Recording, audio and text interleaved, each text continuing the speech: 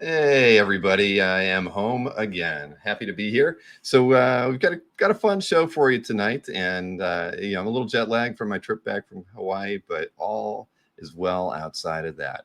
It's good to be home and have my regular stuff around me and my privacy, because the last several streams, of course, I had the whole family sitting on the other side of the camera watching me while I worked.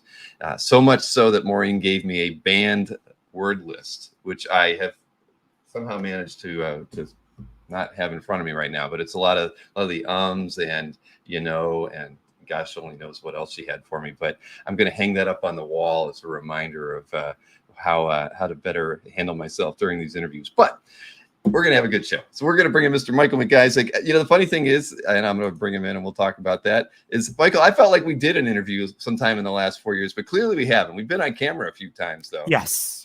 I think I did. I did the last of the original series of Collectors Conversations. Yep. I think that was back in 2021. So that's probably what you were thinking of. Exactly. It's I've done so many. This is what I think it's episode 245, and I've probably done more like 300 collector interviews over that time. But everything starts to blur together after a while. But I'm glad we could do this, and you had time to do it tonight, and you got some art on the wall behind you. That's always good to see. What are the pieces that you have displayed in your? Is this like your own personal art cave? Yeah, I mean, this is my home office, so this is basically the room I live out of. But yeah, I have a few pieces hanging up. I mean, I don't know how well you can see them from here. It's Generation X page with Howard the Duck, not the Generation Kids themselves, by Chris Bocello. Next to that is the original, more or less, lineup of the Justice League of America by Michael Avon Oeming. Then I have Magic by Dave Johnson, and I have it's a Rogue from a Gambit and Rogue cover by Bill Hiss. I don't know if I'm pronouncing that right. Evely. It was one of Felix's artists, and I have a couple other pieces up too. One of which too is one of the pieces that we have tonight. I need to get more stuff on the walls. I have the stuff on that wall behind me, but I don't have anything on the wall in front of me. So one of these days I'll get around to it. And hey, everyone in the chat, and Marcus, sorry, no, nothing for this stuff's not for sale tonight. Well, that's something, of course, we're going to talk about, because you have been selling quite a few things over the last, it seems like 6-8 months, probably even a little bit longer than that, right? It's been longer, but it wasn't obvious at first, because the first year I started selling stuff really about, I guess it was well over a year and a half ago. But my first round of selling, so to speak, I was selling through Comic Link. So people in the chat may have bought stuff that came from my collection without knowing it, because I think all in all I sold around 275 pieces through Comic Link over the course of about a year. So, and then I started doing more direct selling via CAF and via eBay. So now people know where the art's coming from. Exactly. Well, why don't we talk about that? I mean, you've been on CAF for a little while, obviously, and I think a lot of collectors go through kind of cyclical events where they kind of refocus themselves. Is that part of what's going on here? Yeah, I mean, really, what it amounted to. So I started collecting art a little over 10 years ago. It was when I really, really started collecting art. And like most comic book art collectors, I was collecting comic books before that. And I started collecting comic books when I was 8 years old, and collected. I should say I still read comic books to this day, but today it's through like Marvel Unlimited and the apps and stuff like that.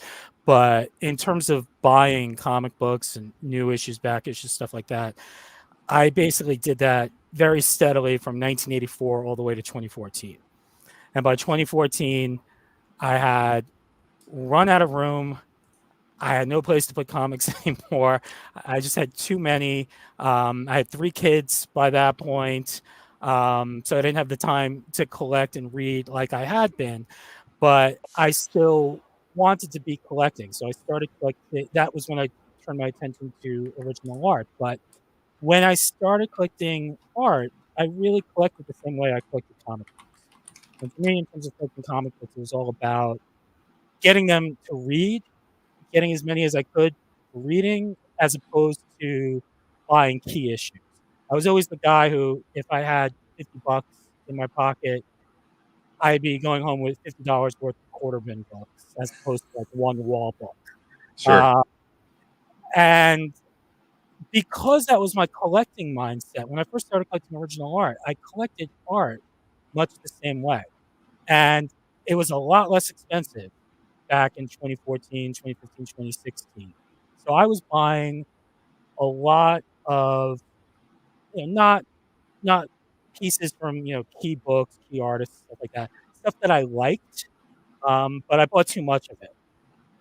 And during just those 3 years alone, I accumulated hundreds and hundreds of pages. And as I kept buying as time went on, I slowed that down. But I reached the point about 2 years ago where I'm like, I have too much art, and too much of it is stuff that it may be nice, but so much of it was stuff I felt no real connection to, no Mhm. emotional connection to either, the art itself, or the books that the art may have been printed in. So I decided it was time to start selling the art that didn't really hold much of a meaning for me, and to use the proceeds from those sales to, refocus into something else. And one of the main areas where I decided to sort of refocus into, and some of those pieces we'll have tonight, is I made a list of like the 20, 21, 22 comic books that were the ones that really got me into collecting. Like really the first issue, like the first Avengers that I ever bought, the first New Mutants I ever bought, and decided I want to get a page from each of those books that held a real connection for me. Mhm. And also some other certain, big issues that were instrumental in my being a comic book fan. So a lot of that is stuff from the 1980s. And some of that is by artists that are not ones whose stuff sells for under, X amount. So really, my goal with selling was to reduce the size of the collection and refocus it into stuff that was more meaningful for me. How many pages did I get up to, James? It was up to somewhere around 1,400, and I'm actually down to Seriously? like Wow. 700 now. Yeah, That's a lot. I can't it's even too imagine. much. It's too much. Did you, was everything going into iToyas and you weren't looking at them Yeah. as often? I mean, that's kind of how you I knew. looked at them quite a bit, actually. I mean, I would still pull one out, all the time and just flip through it. But even doing that, by pulling them out and flipping through it, I realized there was so much in there that, not to say that it wasn't nice stuff, but it was stuff that would hold greater meaning to somebody else than it would for me. Mhm.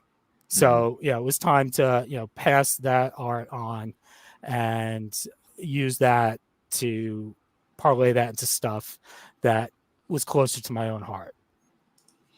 Were you buying a lot of that art direct from artists, dealers? I mean, or is it just a All hodgepodge? different ways. I mean, real hodgepodge. Early on, I mean, when I first started collecting back in 2014, a lot of it was eBay buying, but uh, I've bought a lot of stuff from dealers. I've bought directly from people on CAF, at conventions, all the means to buy.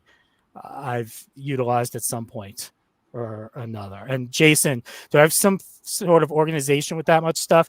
Yeah, I try to. I tried to basically group each portfolio to have a grouping of similar art. So I think you'll appreciate, Jason, at my peak, I had two portfolios that were just mutant related art.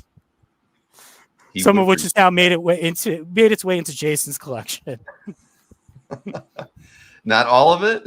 He's left some for you. Jason actually just recently got the first ever piece of original art that I had bought back in the 1990s, which was a classic X-Men page, which it was a great page. It was a Kieran Dwyer page from how classic X-Men would have the supplemental pages that were interspersed into the main story, and it had Guardian from Alpha Flight and Wolverine, and he had approached me a number of times about it, and each time I'd said, it was my first piece. I'm not looking to sell it or trade it or anything, but Jason recently acquired a piece that made me seriously reconsider, and we did a deal, and that piece is actually one of the pieces that I'm showing tonight as well. So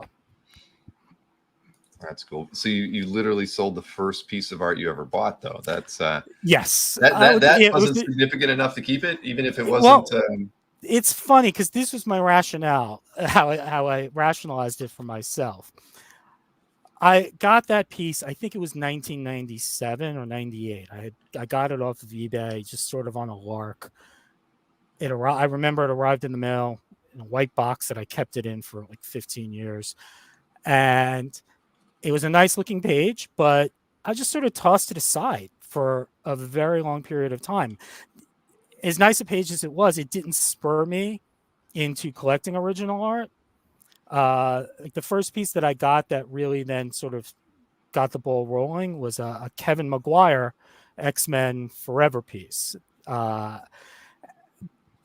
that classic X-Men piece, it held some sentimental value, but the piece that Jason was willing to trade to me for it outweighed all of that, as I guess I could talk about when we show the art. Yeah, Jason, I just kept finding things he wanted until I found one that tempted him. Yep. Yeah, but was it something in Jason's possession, or did he have to? No, he had it. He had it. Okay. Most of you are gonna actually you'll recognize it because I think he posted it to like the Facebook groups and stuff like that. It was a recent acquisition, and the second that I saw he had it. I said, hey, if you're ever looking to sell it, let me know. And he said, well, what about a trade? And I said to him, I don't think so. And then I don't know how long later it was, Jason, an hour maybe less. I'm like, yeah, okay, I'll do it. I have actually never done a trade in all my years in the hobby. No, never. Not at all. I don't know why. It's just never. It's never. I guess probably because I haven't done a lot of collector deals. I think. I don't know. It's just no one's ever asked. I don't know why. Or maybe everybody just thinks all I have is cash to spend or something. But trades have never come up as an alternative to buying a piece of artwork. So I think I might have once or twice traded a few pieces to a dealer in exchange for a piece of art. But that would have been definitely part of more of a cash and then a few pieces trade deal. So I guess one of these days the right opportunity will present itself. Have you traded a lot? I mean, is that something that's been a part of your toolbox? Not a lot. I mean, it's really been a more recent thing. And that was actually the recent trade with Jason was actually my second trade with him this year, because we did one earlier this year where I traded my Chris Stevens X-Men cover to him for his Captain America toothpaste ad by Kieran Dwyer from the back of Star Comics in the late 80s. Because that's an area of focus for my collection too, like one where I still want to continue to develop it. I like the more humorous stuff, the more wacky sort of off the wall stuff, and Captain America standing alongside a talking tube of toothpaste was right in my wheelhouse. Gosh, there's a few collectors you probably would get along with really well, right? I mean, who am I thinking of? Stephen Davich or Steve Crow. Both those guys have affinities for those odd types of pages where they have weird vehicles or tubes of toothpaste that talk. I mean, they're Hostess Twinkies, you name it. That is fun. I mean, whenever you see pages like that, it does make you remember your younger days reading comics when you see a talking tube of toothpaste or a Hostess ad, those sorts of things.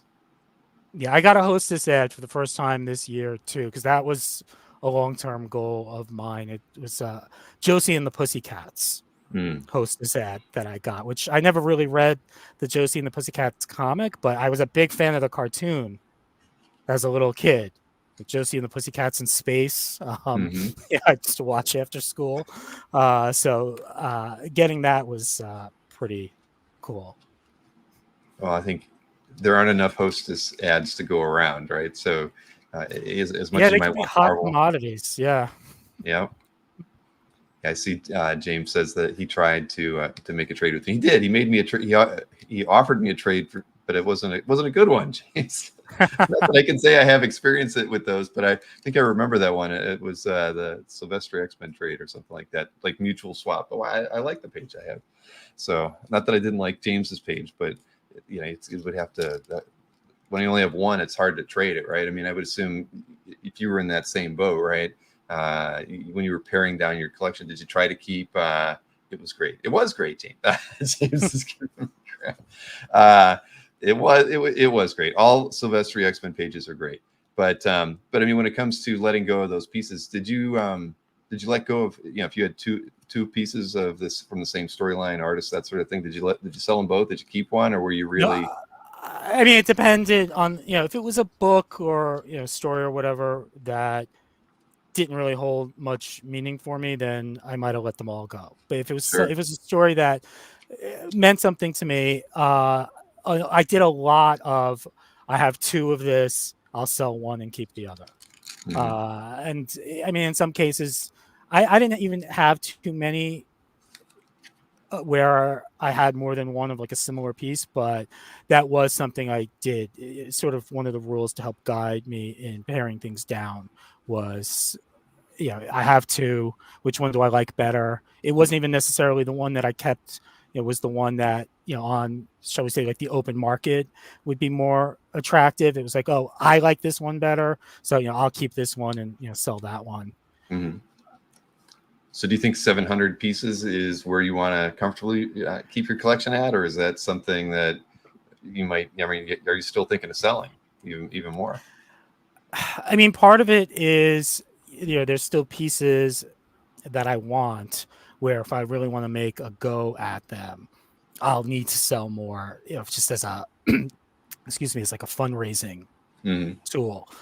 But there isn't a lot left in my collection right now that I would easily let go of. It might be, a little bit tougher, a little bit more hedging, but uh, I'm willing to go down further if I have to.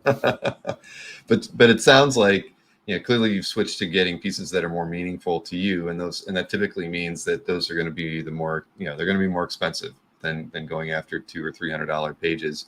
So I mean, do you feel like really that's kind of your focus, getting better pages? I mean, going Yeah. after covers, title pages, those sorts of things as well, or does the status or allure of picking up, a page like that, like a cover or something that has a bit more impact, is that more attractive to you than getting a really good interior page from a book that you like? I mean, it depends. I mean, if we're talking about a cover and an interior page from the same book that has a lot of meaning, to me, Hmm.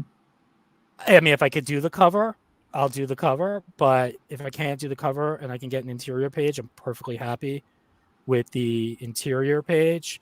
I was lucky enough to pick up recently. Power Pack was a big comic for me as a little kid, so I was able to get the cover to issue 13, which was the first Power Nice. Pack issue I Hmm. ever got. But like a lot of this stuff, like one of the pieces that we'll look at after is a page from Amazing Spider-Man Annual 16, which is the first Spider-Man comic I ever bought. There's no way that I would ever be able to afford the cover to that. First Right. appearance of the Monica Rambeau Captain Marvel.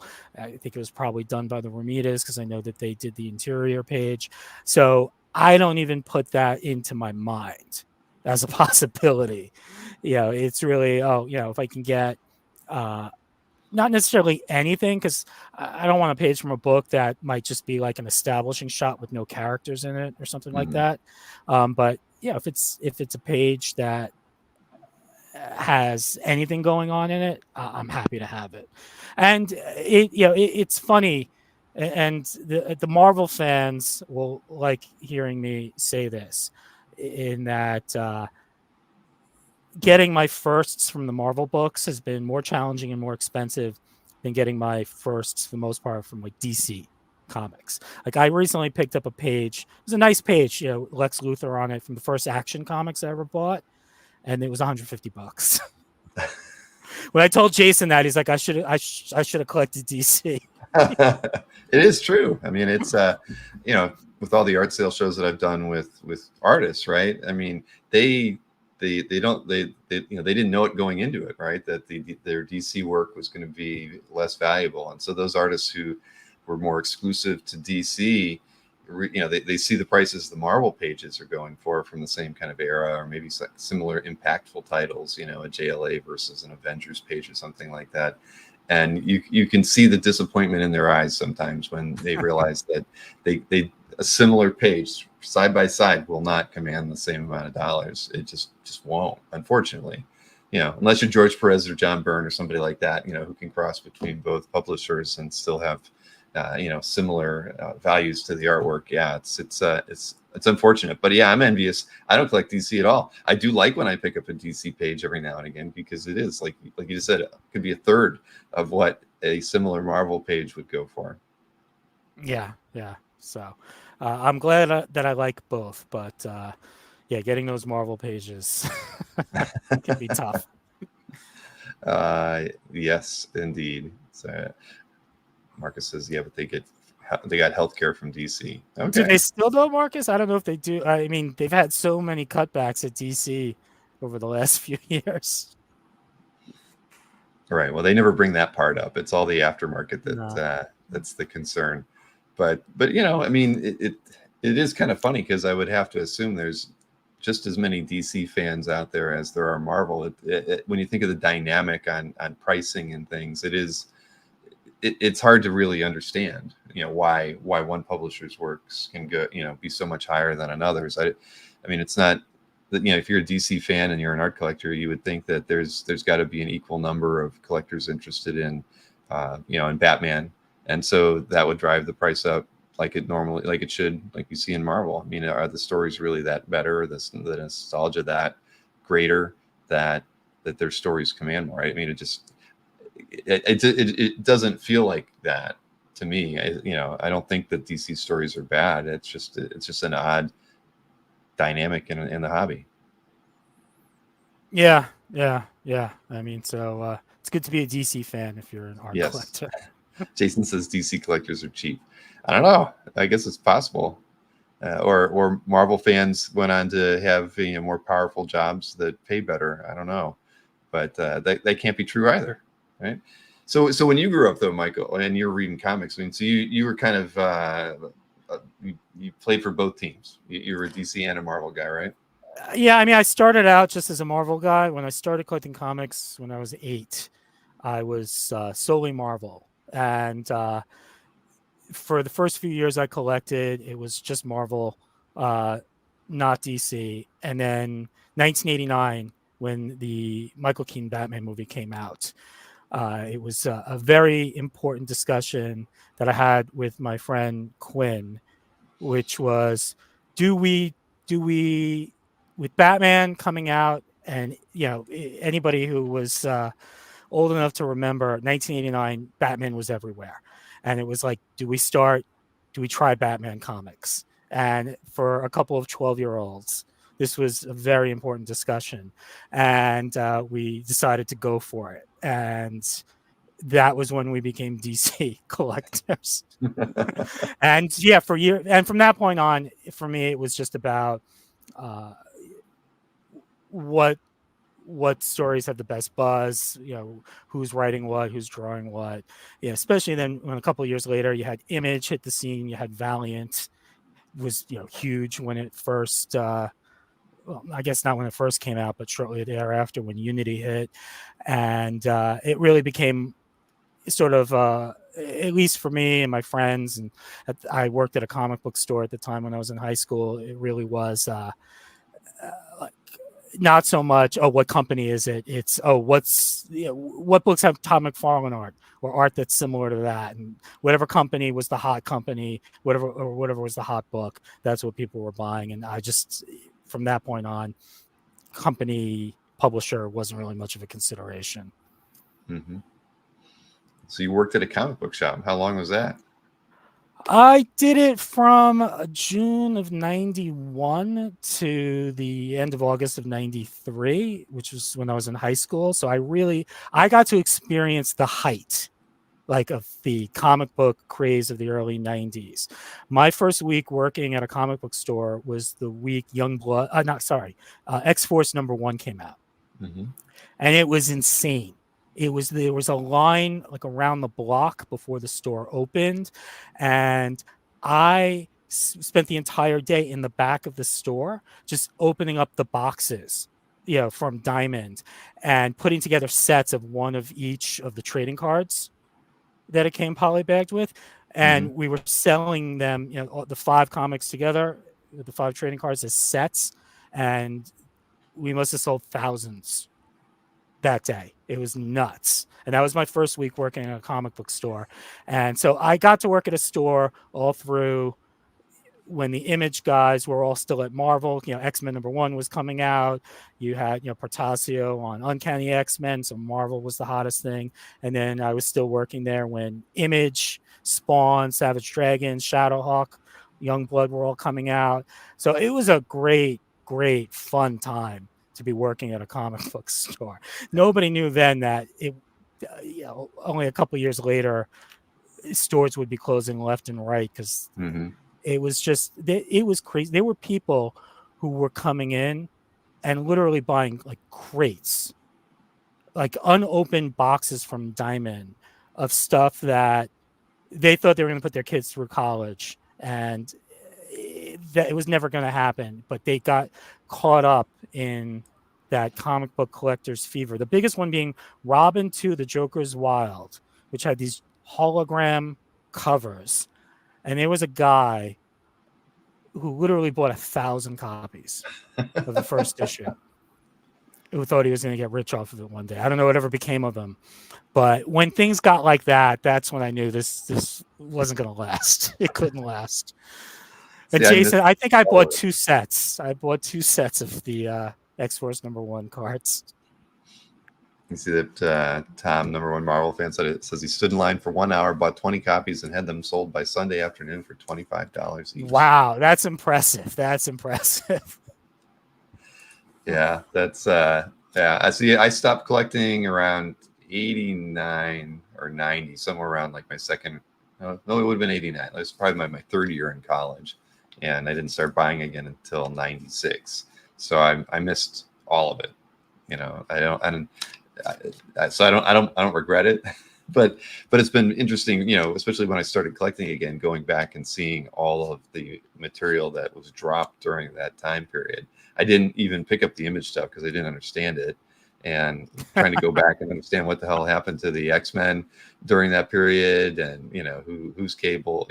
I missed it all. I didn't know any of it, and but yeah, but I fell for it when I started buying comics back in like 96, 97. I picked up the holofoils. I was like, oh, I gotta have them. I gotta understand why these things seem to be still valuable. I was like one of those suckers coming in after the collapse that thought that there was actually going to be value in those things. That one, I you could pick up though also at that time, and hopefully you were able to, like a lot of the stuff from the early 90s. There was so much of it that was printed that you could buy them really cheap by the late 90s. At least by me. Quarter bins were plentiful. Yeah, I've never been good or wise in that way, unfortunately. Let's see, what was this? Robin. Derek says he bought a lot of the mini sets with Robin 2 with all those holograms. And Wizard I did too, Derek. Wizard did do that. I mean, I feel like one of the first things I bought when I came back to comics was a Wizard magazine, because it was just amazing to see somebody, creating a kind of a trade magazine for the hobby that I grew up in, right? I mean, you really didn't. You had the Comics Journal, right? So those were always interesting, but they were somewhat, they're writing articles that necessarily didn't really mean a whole lot to me. But I bought them anyway because it was, you'd see some ads or things in them that seemed interesting, and every once in a while they'd have a good cover on them. But Wizard magazine really I think was probably my gateway getting back into buying comics again, just because it just made everything seem more interesting. I mean, I think there was a time where Wizard was outselling almost every comic book title. It was so Right. big in the 90s. Yeah, number one. Yeah, Tom says Wizard made people crazy. That's yeah, it was for the fans. That's true. And even today, you see that every time a Wizard cover pops up, there's always interest in it. I mean, people remember them fondly. You'd think that most things that were covers for a trade publication wouldn't garner that much interest, but a lot of people, when they see one of those Wizard magazine artwork covers pop up, or something from Bart Sears on an interior for one of those, people want them, because it is very nostalgic. Yeah, I mean, it was really. I was really enjoying those cartoon kayfabe videos that Jim Rugg and the late Piskor were doing, where they would basically just flip through an issue of Wizard, and just talk about what was going on at the time and stuff like that. And, they did a good job with it. It wasn't just nostalgia. They did a pretty decent job, like analyzing each issue they went through. Yeah, Derek says that people would buy Wizard to keep up with comics without actually buying the comics. That's true. I used to see a lot of that. Yeah.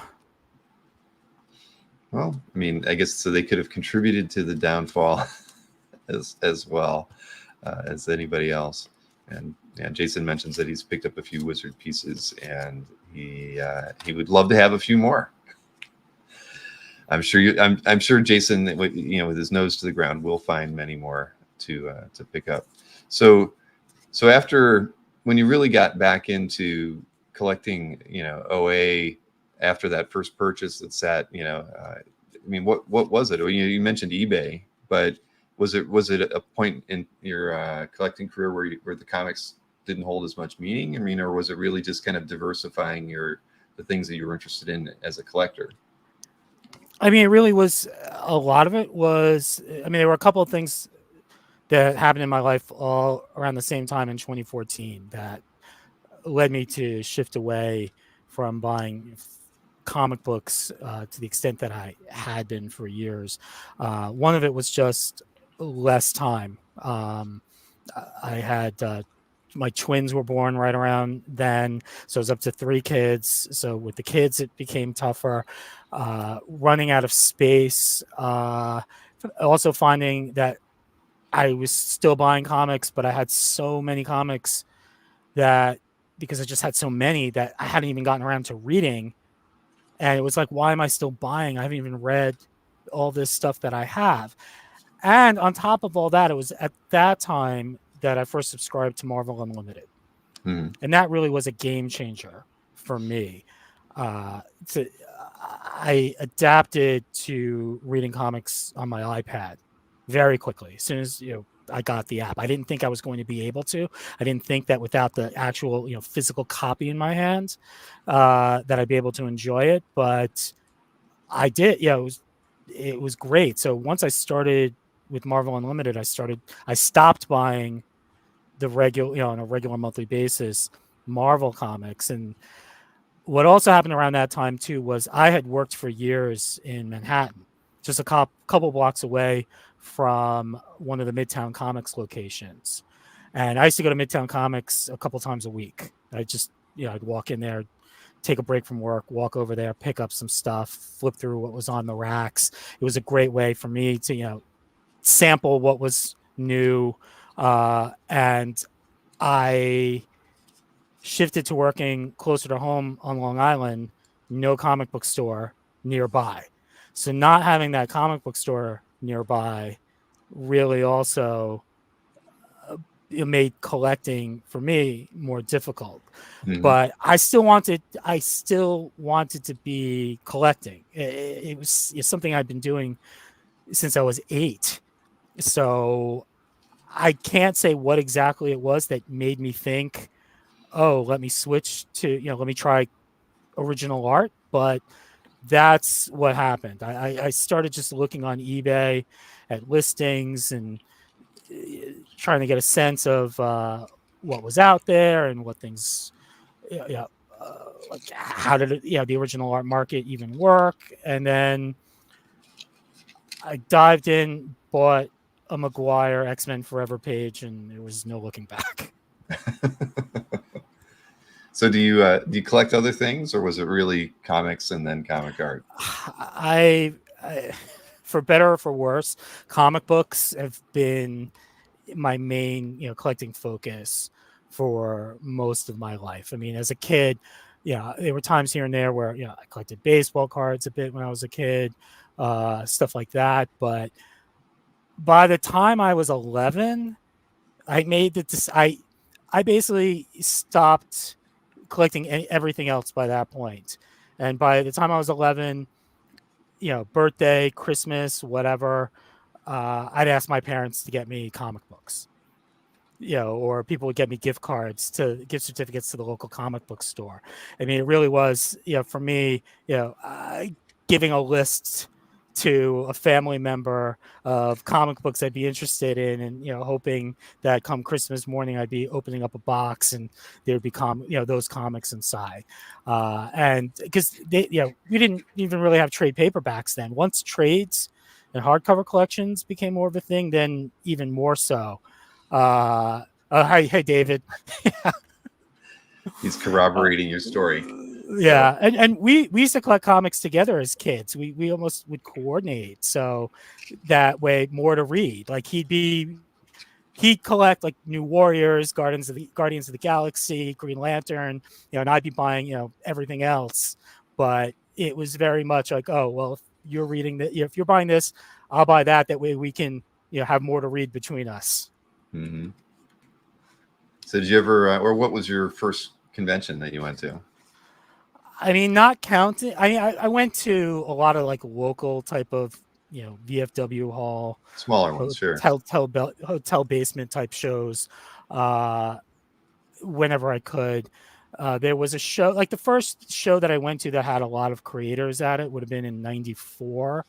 There was a show, I think it was called like Long Island Con or something like that, at Hofstra University. That Bart Sears was there, Dan Frega, Greg Capullo, Stephen Platt, Mike Grell, Fabian Nicieza, Scott Lobdell. A lot of there were a lot of creators there, and that was really the first time that I really had a chance to really converse with creators and get a taste of that aspect of convention life. And I mean, in recent years, I've been to all but 2 New York Comic Cons. I missed the first year because it was the same week that my first kid was born, so I couldn't go.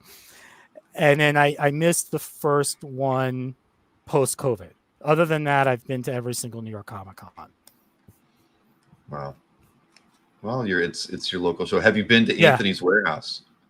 I have not. I have not. Well, I've heard you haven't lived until you've made it to Anthony's Warehouse. I've never been to his warehouse either. I mean, I feel like I've been there for as often as we've done shows from there. But yeah, I feel the same. But yeah, no, it'd be nice to make a trip there one time. Well, you should. Yep. Everybody visit at least once. Yeah, Splat. I actually have a picture with Stephen Platt from that convention in '94 that I cannot find. Where I said, "Oh, you want to take a picture?" And he took a picture with me and my friends, and he put us in headlocks. And it's like basically it's a picture of him like beating us up, but it's funny. It's funny. I wish I could find it because I mean I think I was 17 at the time, and what was he, like 19? Because Stephen Platt was basically like a kid when he started. He was really young. I've left the island from time to time, Jason. Yeah, I was just gonna say not Jason. Often, but. When you guys did the trade, did you meet, or did you just do it all through the mail? The first trade was in person. Second one through the mail. The most recent one was through the mail. Cool. Well, it's yeah, that's good. What is this? Wu-Tang. Well, the Impractical Jokers are on Staten Island. Number one Marvel fan. Although Joe Gatto lives on Long Island now. Man. So we got a lot of art to look at. 20 pieces of art tonight, and you were the most. Well, they were very organized. So much so that I actually put like the title and the artist names on there because I literally just had to take the the way you named all the files that I can put them on there very easily. So we're actually going to be able to see the names when they come up and not have people in the chat ask us who drew that. We don't forget to mention the artists. But I did appreciate that. Very, very orderly, Michael. It had something to do with your background, I assume. Yeah. I mean, that it's I guess those are the traits that have been useful for me in my profession as an attorney. All right. Well, why don't we dive into that? Because I'm sure every piece has got a story to it. Because you did, sometimes I'll have an interview where a collector might, a third of the art might really, be related or even by the same artist, right, or their same title. Yours is really, runs the gamut of publishers and characters, and it's not something I get to see too often when I'm doing an interview with somebody. So I think we might as well just jump into here. And we've talked about a couple of the pieces already. But yeah, this is the first piece that you have in your set is one that we really haven't talked about, anything related to Star Wars and and that kind of IP, right? Is that something that did you? Because I didn't buy a lot of Star Wars comics, I have to say. I obviously saw the movies as a kid, and but I never got into reading the books. So was this, as far as one of the comics that you read, was it high on your list as far as popularity? This was the gateway drug into comic books for me, yes. And this is a page from the very first comic book I ever bought. Oh wow! So this was from 1984. So it was after Return of the Jedi. I was a huge Star Wars fan as a kid, and that was something I very much did collect. Star Wars action figures and vehicles and everything. And by 1984. We were starved for Star Wars content, and there really wasn't much out there in terms of new Star Wars content other than the Marvel comic book. And I remember seeing this on a shelf in a local pharmacy. My mom was off picking something up, left me and my brother, to just sort of wander the store. I don't know if people do that with let their little kids do that these days, but back then we did. And I remember seeing this and just being like, begging my mom, like, oh please, can I get this, can I get this, can I get this? And she let me get it, and I must have read it like 50 times that first month, and it's a great story. It actually, the Star Wars Marvel comics, it had some stellar talent on them. But in this particular issue was basically the story of Princess Leia meeting a stormtrooper who was from Alderaan, and her basically being like, how can you be part of the Empire when they destroyed our planet? And by the end of the story, she actually, convinces him of the error of his ways, and he gets killed for it, which is what we see on this page. So, which was, for a little kid reading this was like, oh my God, that they killed the character at the end. So I had no idea how you bought comic books at the time. I didn't know where you got them. They just randomly had this issue at the local drugstore, so it was a few months before I saw another one. But Star Wars was the first comic I bought on a regular basis, and so it was particularly meaningful for me to be able to get a page of original art from that first issue. Now, when did you pick this up? Is this a recent purchase or something that you've had for fairly a while? recent. I think about 2 years ago, maybe 2-3 years ago. So it clearly was it was on your want list, something from this particular book for a while. Yeah, I mean, this I went for even before I decided to make the shift towards buying, like the pages from meaningful issues for me. In fact, this I guess this is sort of somewhat of the impetus for shifting towards that, because this was such a meaningful purchase for me. It was sort of like, oh, I should sort of try to expand upon that to get additional issues that were key to my development as a comic book fan. And for those in the chat, the Ewoks TV movies, the less said about them, the better, in my opinion. Even as a little kid, I did not enjoy them. And the fact that they killed off the family from the first one at the beginning of the second one, I mean, for a little kids movie, that was pretty rough. that ranks up there, right below like Transformers the movie with the. I mean, I guess that's more traumatic with the Autobots getting killed at the beginning, but still, for a little kid to do that was pretty bad. Yeah, Yeah. Marcus, the Droids cartoon was good. See, I never saw the Droids cartoon. I hate to say it. I did see the Ewok movies. You have my sympathies. So you're recommending the Droids cartoon then? Yeah, I mean, it even had Anthony Daniels as the Mhm. who's C-3PO in all the movies, did the voice in the cartoon as well. Derek, I will say you have the best piece of original art, the commission that you have relating to the Ewoks movies. So the existence of the piece that you have, I guess, makes the Ewoks movies worth existing. And look at if anybody wants to know what I'm talking about, go to Derek's CAF Gallery and search around for Star Wars stuff. I'm And curious you'll now find it. too. I'm going to have to go over there while we're talking. I can't imagine what this, the piece has to live up to the way you just sold it there, Michael. I'm going though. So if I search for Ewok, will I find it, or what am I gonna? What's the best Derek, what's the best search term for it? Because I have a feeling there's probably a fair amount of Star Wars art. No, there's only one. Is that right? I don't know. I'll try to get in there. But what was that? I saw. He's just laughing, but such a filthy mouth. I thought, and Alex Garcia's comment was good. The only time when a stormtrooper hits a target happens to be one of their own. So true. All right, well, I'll get over to his CAF in a minute and pull that up. But let's see, what was the next piece that we got? Again, I know it's just like all over the place, but here we go. West Coast Avengers, issue 2, page 4, Al Milgram, Kim DeMulder.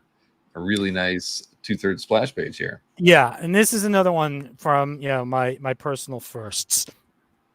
I remembered seeing West Coast Avengers #1 on the stands, but not being able to get it because it was a whole $1 back when books were 65 cents. And I think, if I'm trying to remember correctly, it might have been Star Wars issue 100, which was also $1 that was out at the same time that I got instead. So I missed issue 1, but I picked up issue 2. And it's really one of the books that got me hooked on the Avengers. It was a great story. It had a ton of villains, as you can see from this page. You got the Grim Reaper, Ultron, Goliath, Black Talon, Man-Ape. But one of the great things about this particular issue for a new comic book reader was it had a ton of flashbacks in it to different points in Avengers history. So it talk about it, like, to use the same term I just used a moment ago, a great gateway into Avengers and Marvel superheroes, which they would do that, I think, from time to time in different issues to get new audiences up to speed.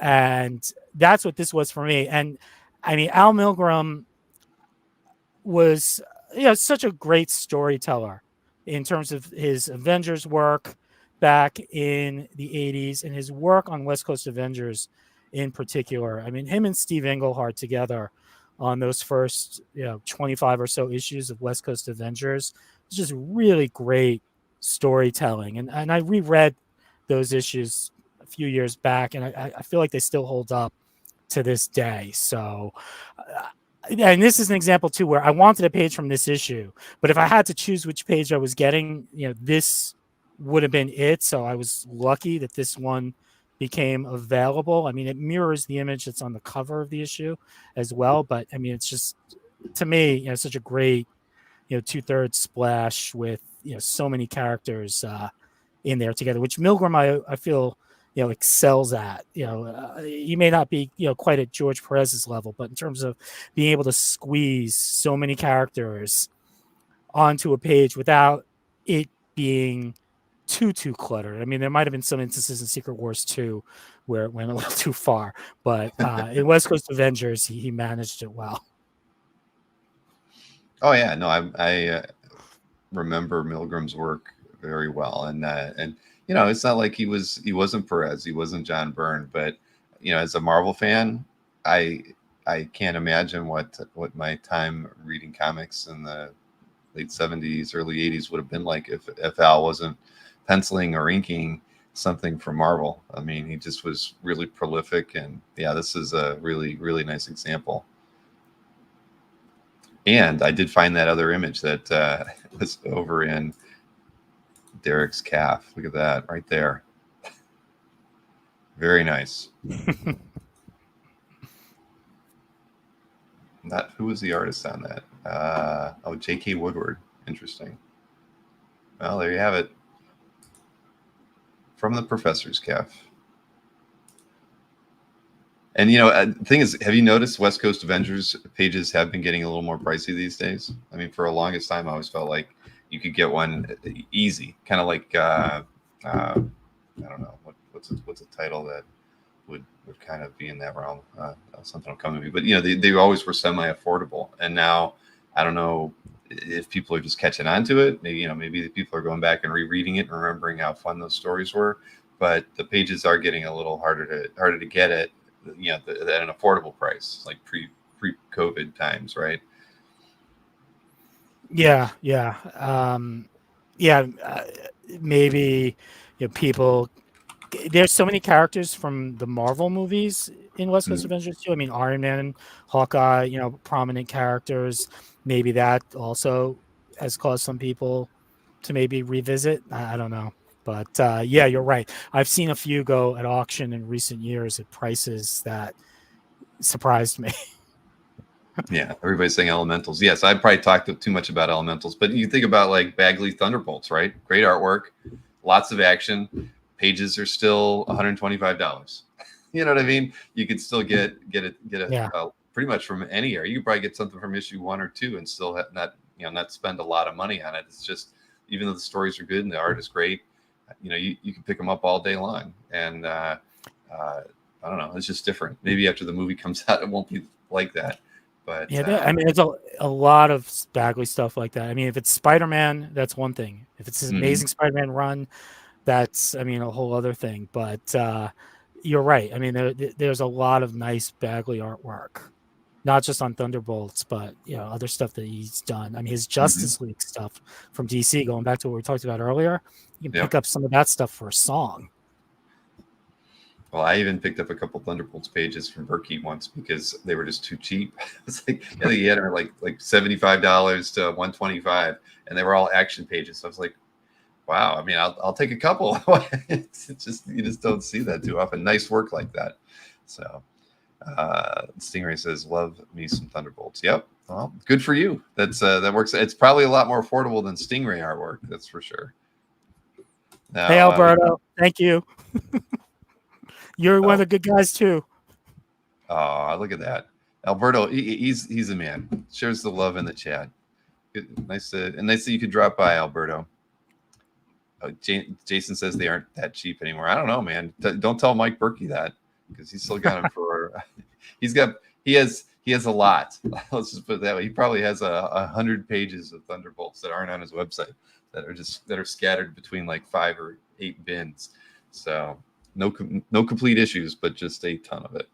So our third piece, something from FF Annual, and it's Burn Sinnott. Well, yeah, speaking of Mike Berkey, this is a very recent pickup from him. This was actually a piece that he had on a recent show with you, which, I mean, it's hard for me a lot of the times to like watch Dueling Dealers or the different art shows that you do with Mike or some of the artists when they're live, but I do always watch them after the fact. And this was one he had on with you not too long ago, and when I saw it, I was like, "Oh my god! Please tell me that didn't sell." And thankfully, it didn't, and I picked it up from him. So this is it's Burn Sinnott. This is not the first Fantastic Four comic I ever got, which I don't have a page from, but it is from the second Fantastic Four comic I ever got, which I got the same day as the first Avengers comic I ever got. So it's sort of tied as like a first Avengers comic for me as well. And I remember as a kid, this page in particular sort of blowing me away. This is the annual where a bomb goes off that causes the scrolls to lose their shape-shifting power. And that's what's going on this page. But I remember like studying these different images of the different characters, because this was, when I was learning who these characters were. I mean, Star Fox, the Black Knight, I had no idea who these characters were.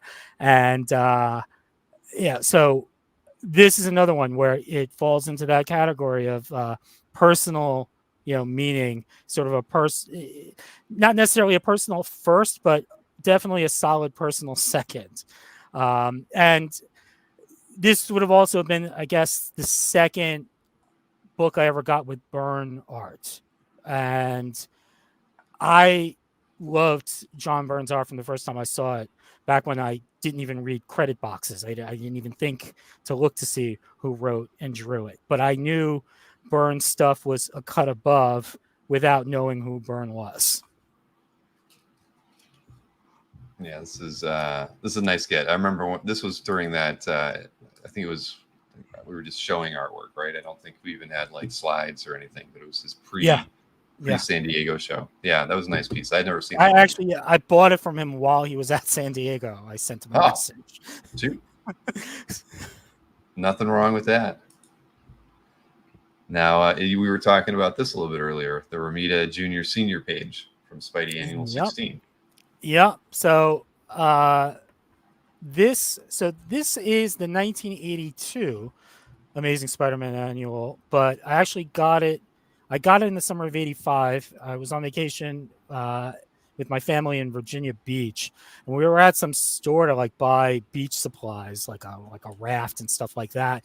And they just had this random comic on a shelf for sale, and I was just was staring at the cover, and was like, oh, I gotta have this. And my parents got it for me, and this was the first Spider-Man comic book I ever bought. And if you're going to, if you want top-notch artists, on your first Spider-Man book, you can't beat the Romita father-son combo.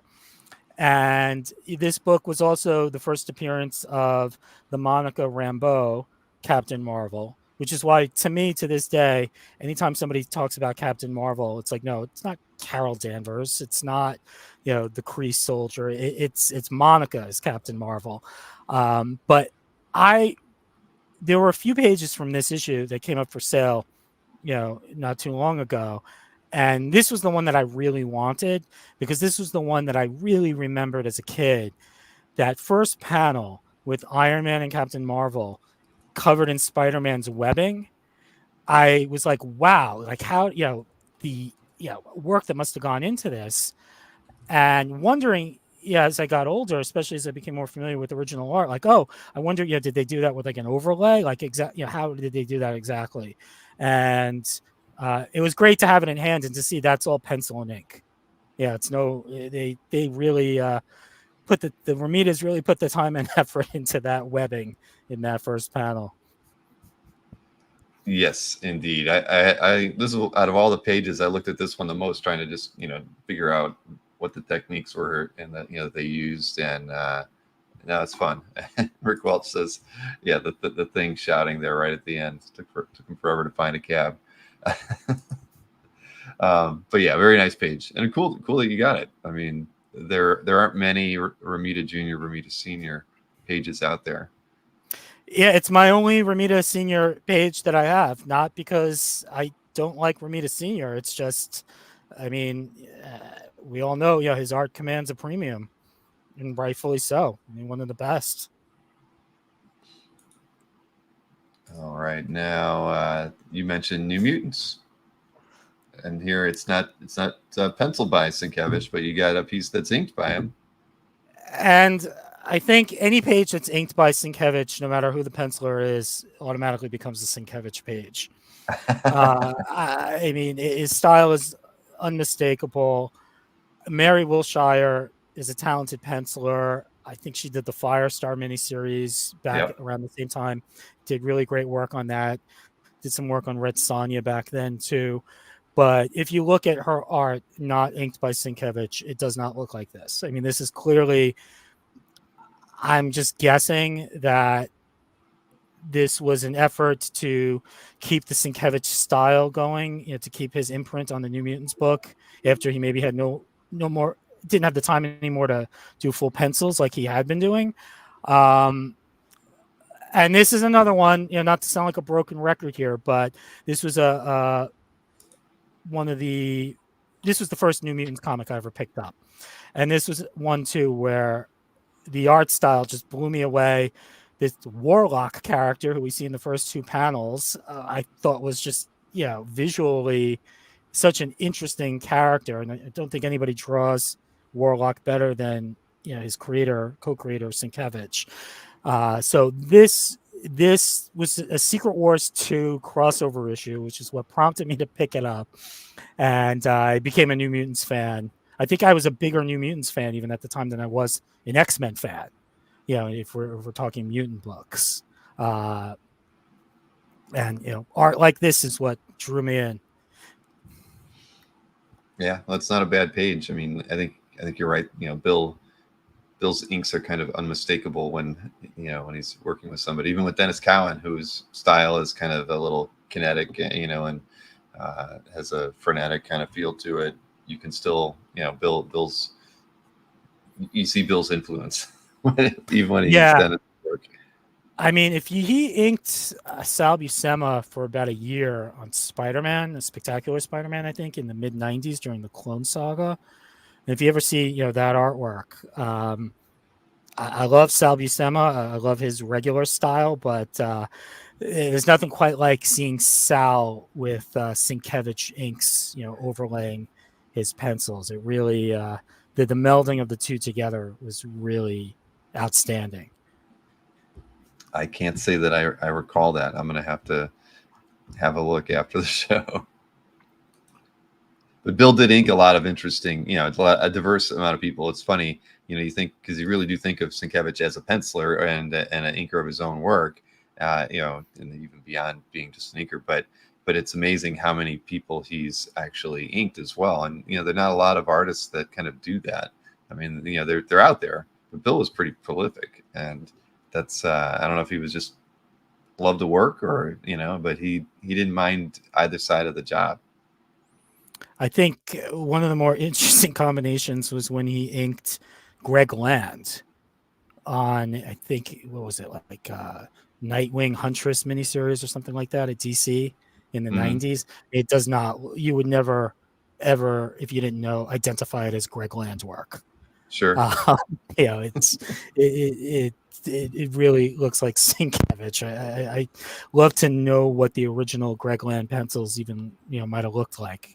And that's not to disparage Greg Land. It's just, the Sienkiewicz inks are very overpowering. Alberto's chiding me in the chat. Bill's sounding snobbish today. That is not a bad page. Yeah. It's a little bit, maybe it's a jet lag. I'm not as, that's what I'm trying to drink. This is I think my second Zevia since I've been home. So I'm trying to pep myself up a little bit. I actually ended up taking a nap this afternoon. I'm trying to get myself focused and on the Eastern time zone again. Yeah, I am. See, I didn't even read Marvel Fan said I should drink one. I'm working on it. So let's see here. I showed this one just a second ago, but we classic X-Men page, issue 1, page 31, John Bolton. These pages, when they come up, they don't last long. There's a lot of people who remember classic X-Men, as a run pretty fondly, and I think primarily because of Bolton's artwork in it. Yeah.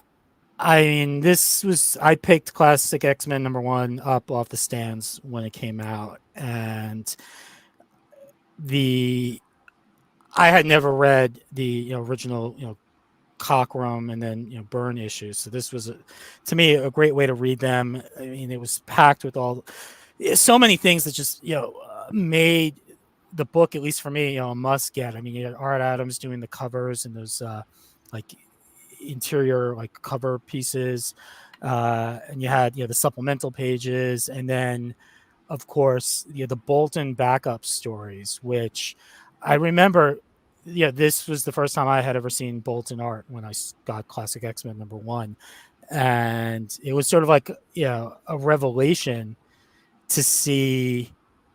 I don't know what the best word to say. It's like sort of a maturity to the art that you didn't typically see in superhero art at the time.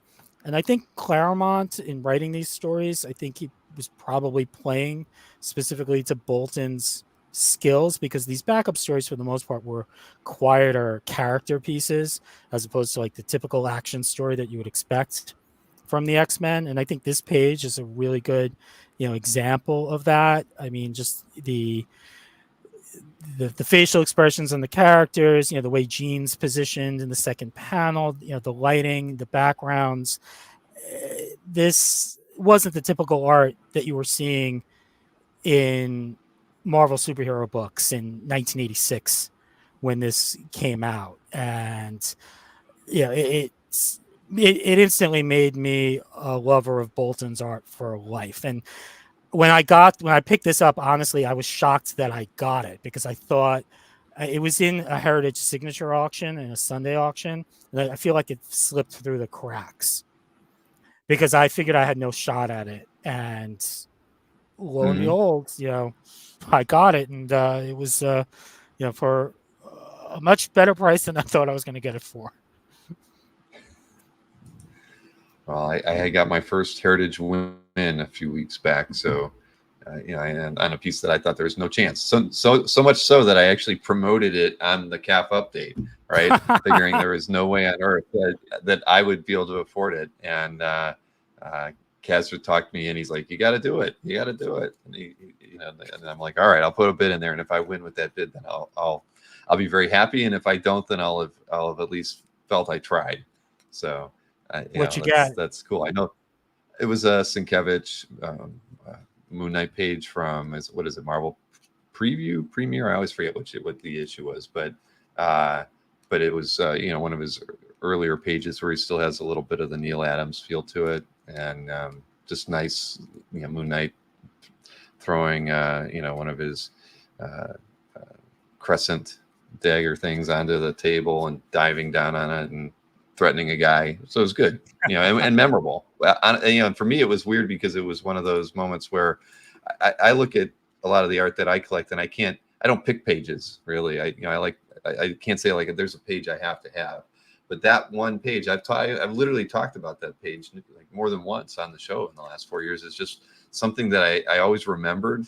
It was like one of the first times I saw Sienkiewicz's work, and I liked it, and I thought it was, I don't think at that time I hadn't seen or read a lot that Neil Adams had worked on, so I didn't know that there was maybe he was aping that style a little bit. But when I saw that, it left an impact in that one page for whatever reason. I've always remembered it. I don't know, in part because it has like a cheeky woman in the first panel, right? And 15-year-old me always remembered that. But it was the page too, and it was Sienkiewicz's art, and so to see it, I just thought, here I've been talking about it, for 3 or 4 times over the course of a few years, and never would have thought that I'd be able to afford stuff like that. So, but it was That's a Wednesday. Pretty you got that though, because I think that goes back to everything that I've been talking about. To be able to get those pages that stick out in your memory, and have that significance, to you, personally, and to be able to hold that in your hand.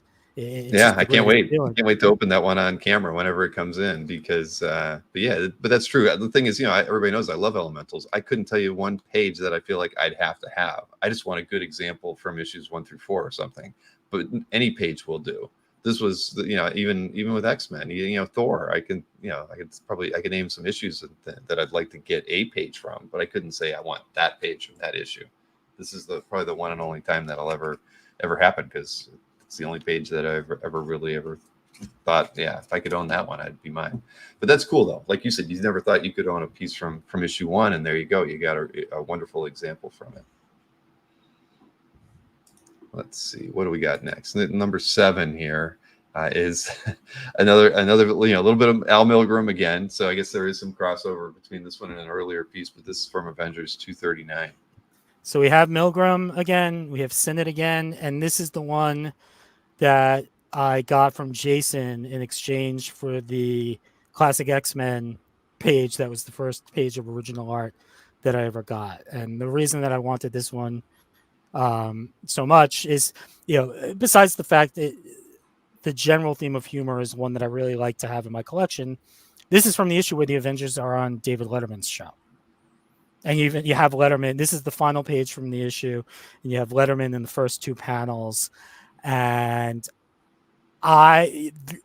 another area of interest for me, personally, I'm a, I don't like to use the word like nerd or geek or, in terms of like being really into something, but yeah, I'm like a comedy geek, late night comedy, sketch comedy. I enjoy watching it. I enjoy hearing all the behind the scenes stories about it. I'm looking forward to the movie that's coming out about the first episode of Saturday Night Live behind the scenes. I've seen every episode of Saturday Night Live ever. I started watching it around the same time I started collecting comics. I actually started watching SNL when I was 7. Thanks, Mom. I appreciate that. Late night comedy. I'm old enough that I watched Carson, as a kid. And when I first read this particular issue, I knew who Letterman was, but I hadn't really watched much of Letterman yet because he was on at 12:30, which was a stretch for me to get my parents to let me stay up that late, even on, in the summertime. But obviously, since then, once I was old enough to start watching Letterman's, show after Carson, I was watching it, and I'm big fan of Letterman. So this, when I saw that Jason got this, I was like, oh my God, it's an assistant editor's month issue. So I reached out. This was one of the 2 pages that he got from this issue. And I was just basically like, hey, listen, if you ever decide to sell it, let me know. And he said, well, what about a trade? And we ultimately made the trade. And I also like this page too, because I'm a big fan of the Beast Wonder Man friendship, which is on full display, in the last panel there. Oh yeah. I think they're one of the, better friendships in comic books.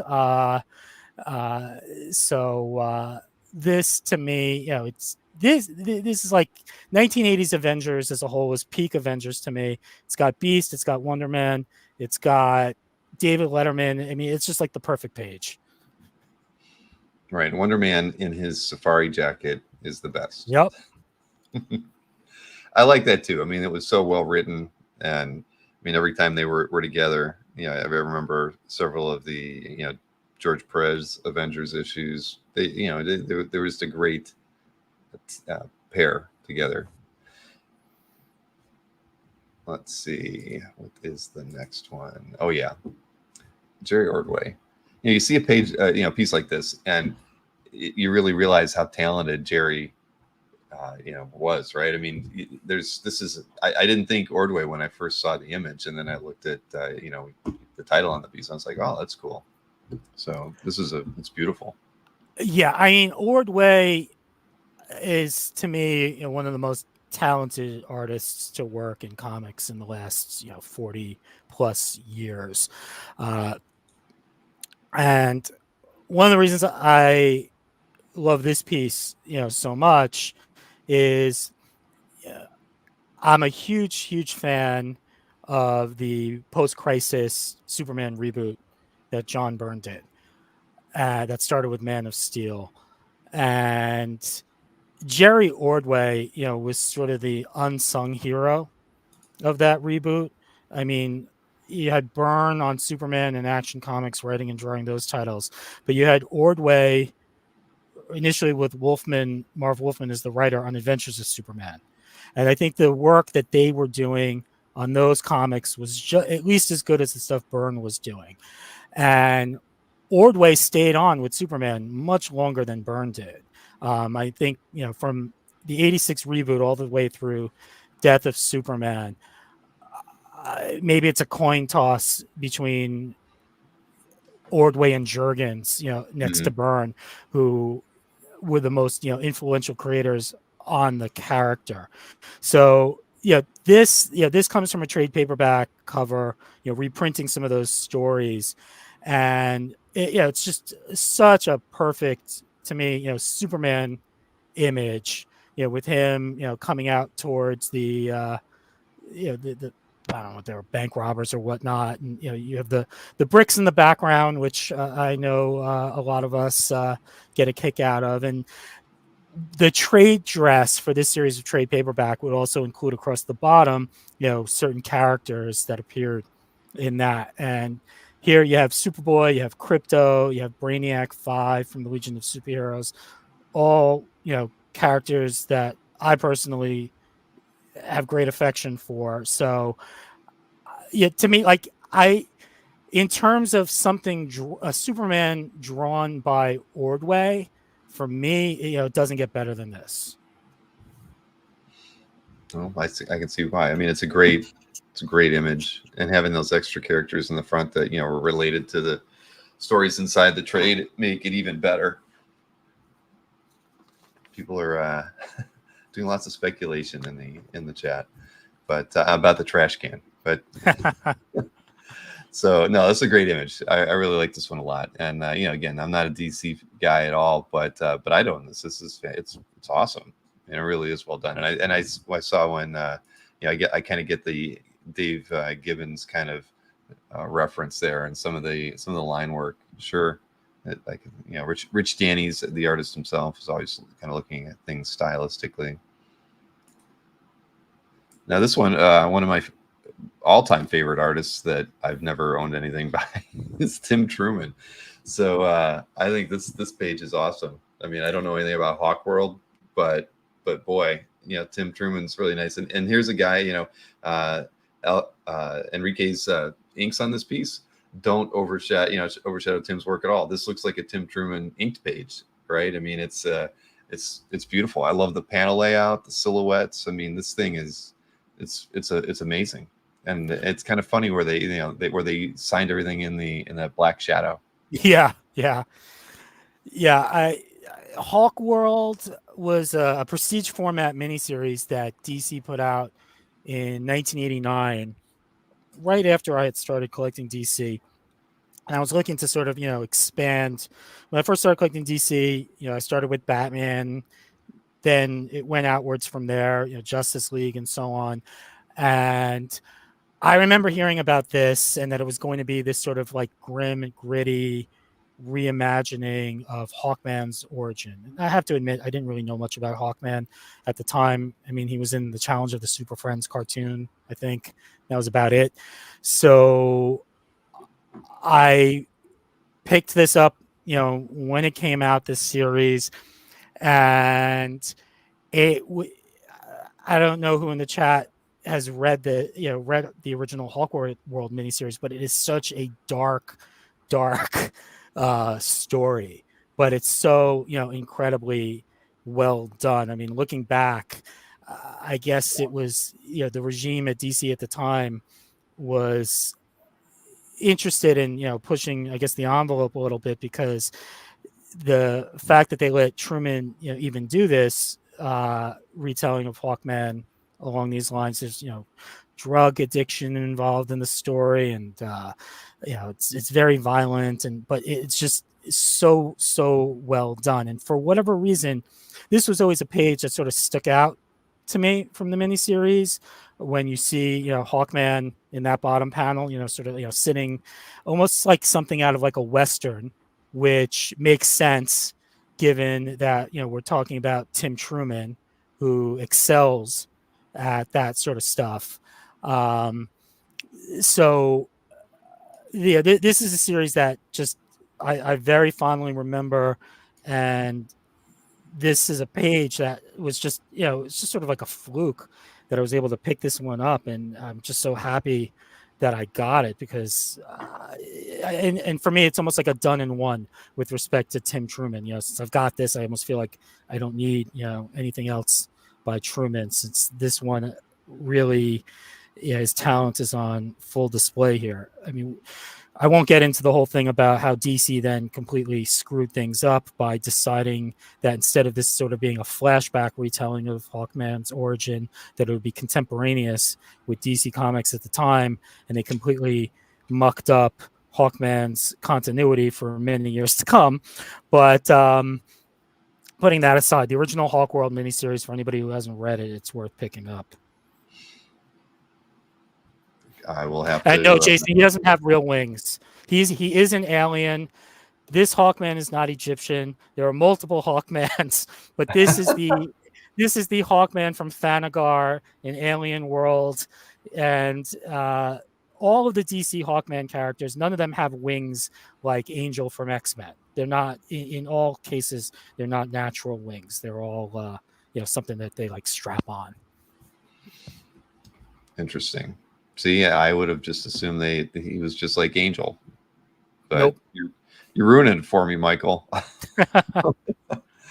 Let's see. Rob says in the 90s he had real wings just to keep it confusing. Nice. Oh yes, you're right. I forgot about that short-lived version. You're right. Yeah. He didn't mean it like that, Jason D'Ambrosio, but yeah, but it doesn't change the fact I still want a Kubert Brave and the Bold Hawkman page one day. It's on my bucket list, probably, and I think still within my reach. I can get one of those. But this is great. I love Tim Truman stuff. I loved it from the first seeing his work in TSR modules for different. I don't remember him doing a lot of D&D. He did a couple different gaming related stuff, but I was so excited to see a guy that, because he was just like Willingham, going from TSR and gaming art and getting into comics. So it was fun seeing Truman kind of make the same transition. Yeah, I mean he's had such, I guess, kind of like an eclectic mix of stuff too that he's done over the years. I mean, the Western stuff that he did for DC, I guess the Kents miniseries I'm thinking of, I think, and Jonah Hex, he did some miniseries for those for Vertigo. I mean, all just incredible work, and not that's not to mention Grimjack. Right. No, very true. And Marcus, I don't want everything I see. I like the Ordway. I didn't say I needed to have an Ordway earlier, did I? No, not at all. So it's just those few, those artists that I really admire. So yes. So what do we got here? We have number 10 next. Giffen, Ambush Bug, and this is a really nice page. And you kind of get a candy reference in it too. Yep. Keith Giffen has to be one of the most talented people to ever work in comics, and not just talented, but versatile. He has drawn in multiple different styles, depending on the book, at different periods in his career. And, he's excelled at every single thing I think that, he did. And from, be it the work on Lobo, Legion of Superheroes, going back to his early work on Defenders, to the fact that he provided the layouts to the 52 weekly miniseries. But to me, the pinnacle of Keith Giffen's work is Ambush Bug. This was something, I mean, I didn't read the original Ambush Bug miniseries when it first came out because I wasn't reading DC at the time, but it was something that I picked up out of like back, quarter bins or something like that soon after I started reading DC. And it's just him working with writer, it was Robert Loren Fleming on these. It was just such a great satire of DC at the time. And every time they revisited the character, whether it was in the 90s or the last miniseries that they did, they still always had it. And it's just, he's an incredible artist, did a lot of incredibly funny work. And the fact that he brought back Batmite the later years, to me, it's just, it really just shows, what a creatively funny guy that he was. I think, in real life, he had a very dry sense of humor, but some of the stuff that he did in comics was just hysterically funny. Well, I never read Ambush Bug, but I've always loved Giffen's work. So I think the more I keep hearing this, I really feel like I have to go and read it. I don't know how, it's just one of those, it's a DC book, so I've never picked it up, but everybody, when they talk about Giffen, they always reference this. For me, Giffen was, Legion of Superheroes and some more of the more popular titles that he worked on. But yeah, I never read any Ambush Bug related stuff. So I'll have to, I'll add it to my reading list. And Robert, you're right. I mean, his style, yeah, certain styles that he had worked better on certain books than on others. But it's incredible that we can even just talk about that. He had so many different styles, and probably everybody has their favorite Giffen style. I have to imagine, for those of us who follow his work. But yeah, for me, Ambush Bug, if I have to pick. All right, I'm going to read it and I will report back. Well, the one thing though, Bill, since you're not a DC guy, I don't know a lot of his satire of DC. So I yeah, still might not enjoy it. there might be some. Yeah, I think there might be a lot of DC inside jokes. There'll be a few, Might go half of over it's your going to go right head. over my head. Yeah. All right. Well, hey, I'll be able to report that at least half of the book was enjoyable, or not. We'll find out. I will. I'll do it. I've always been curious, because everybody cites it as, it's mandatory given reading material. So The single one of my all time, if I had to pick like single favorite comic books of all time, it was the Ambush Bug Nothing Special. It was called the Ambush Bug Nothing Special from what was it, 92, I think. And there's stuff in there. There's a lot of stuff that was poking fun at DC at that time. I think the DC, like the annual crossover that summer, was Eclipso, The Darkness Within, and Ambush Bug was upset that he was excluded from it, so he was trying to get an Eclipso diamond so he could become be part of the crossover. But all I'll say, because you have to almost see it to appreciate it, is the bad guy in one of the stories is a bouncing Julius Schwartz head, the DC editor Julius Schwartz, and it's just his head. And they used a photo of his head. And the head is just floating around and is the bad guy. It's just... All right. This is when Julie was still alive. So I might not get 60% of these of Ambush Bug, but I'm going to read it nonetheless. That's funny. All right.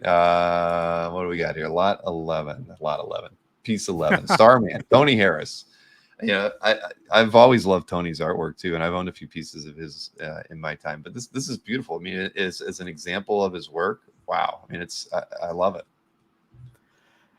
Yeah, I mean, Starman is, I like to call it a book that had a Vertigo sensibility, but was firmly entrenched in the DC universe. It came along in the mid 90s at a time where, for me, I was sort of growing a bit disillusioned with a lot of the superhero stuff being published at the time, but was still very much wanted to, keep collecting comics. And this was just, perfect for me. The combination, I mean, James Robinson's a great writer. Tony Harris is a great artist. The two of them, though, together on Starman, it was just pure magic. They created a whole world within the book of Opal City, which is a fictitious DC universe city that is Starman's base of operations. And so much so that Opal City was just as much a character in the book as, say, Gotham City is in the Batman books. And one of the things that they did was they took a Golden Age villain, the Shade, and made him one of the main supporting characters of the book, and did just such a phenomenal job developing the character to the point where he was the best character in the book. And that's who we have here, where we have a supervillain in the Shade attacking another supervillain because the other supervillain threatened the Shade's home, the Shade City. He's a bad guy, but he loves his city and doesn't want anybody messing with it. Not that he's messing with it either. It's his home. And it's sort of a villain with a heart of gold. But the Shade's powers, in that top panel where you see the shadows, coming out of him, I don't think any artist could have demonstrated the use of those powers better than Tony Harris did.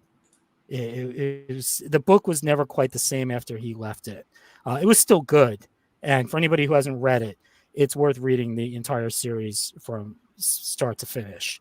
But it did, lose a little bit of that magic, or after Tony Harris left. Yeah, I read a Jason, little. DC exists. New York City does exist in DC. There's a lot. There's too many cities in DC. Yeah, Robert. Yeah, James Robinson in did such a great job bringing those, gold, really fleshing out and giving real character to those DC Golden Age characters. Not just in Starman, but in the miniseries appropriately titled the Golden Age, which for you Marvel fans who are big Paul Smith fans, and I know there's a lot of you, if you haven't read the Golden Age, you should, because it's Paul Smith art, and he did a really great job on it with James Robinson as writer. I have seen the art. I haven't read the book though. But as a fan of Paul Smith's, you almost have to, go through and appreciate all work, even if you don't have any interest in the books. But yeah, at Paul Jason, Smith, one of those guys, anything he does is worth checking out. I mean, Leave It to Chance, which he did with James Robinson also, it was such a wonderful book that I just wish it just continued, because another one where Robinson and Smith together were just magic. well, Lee Harmon. I'm sorry, I think I cut you off, Bill. No, that's fine. I was just saying, Jason's learning a lot about DC in the chat tonight. He's very inquisitive. He wants to expand his collecting horizons beyond just the X-Men books, and he's been doing rather well at it for the last 6 months. All right, now here we have a All-Star Archives cover, I think, right, from Peter Poplaski. Yep. So when I first started reading DC in '89, one of the things that I really got into was picking up wherever I could, like old beat up copies of 1970s DC 100-page giants. And the reason I liked them so much was because they were filled with reprints in the back, a lot of times Golden Age stories. And, apologies to the Marvel fans, but DC's Golden Age characters and Golden Age stories, as great as Bill Everett, Submariner was, and Simon and Kirby on Cap, DC's whole body of work of Golden Age stuff is just, top notch. I mean, you can make arguments that the quality stuff, and by that I mean quality comics, was better, that the Captain Marvel family stuff was better, and I'm not going to fight you on that. But the DC stuff, just as a kid reading them, knocked my socks off. And my favorites, it was very hard to try to track down, just to get reprints, were the Justice Society stories. So when DC started reprinting them in the hardcover All-Star Comics Archives collections, I picked them up. And unlike some of the other archive series that DC did, they actually did original covers on a lot of the All-Star Archives.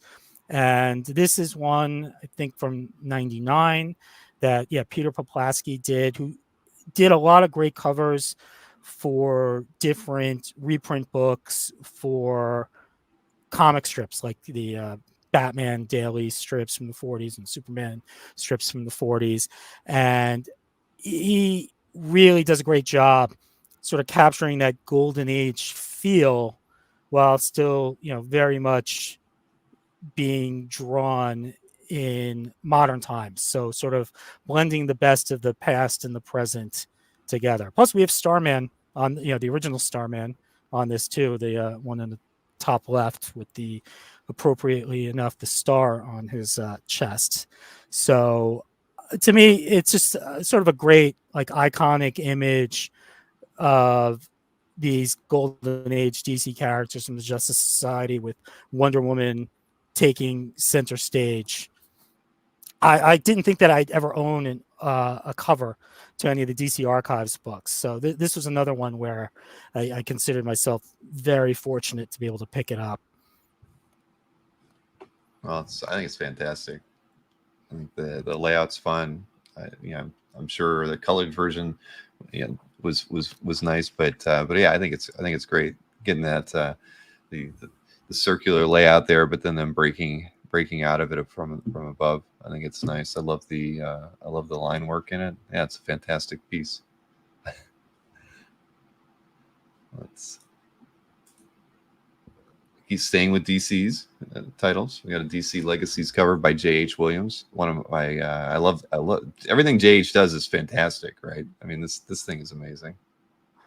Yeah, and I think when I first posted this on CAF a few years ago, on the Thursday show, I think Chris Norick actually, I think, picked this as one of his picks that week. So I remember you guys talking about it on that show, and I love this cover. It is keeping with the theme of the last two pieces.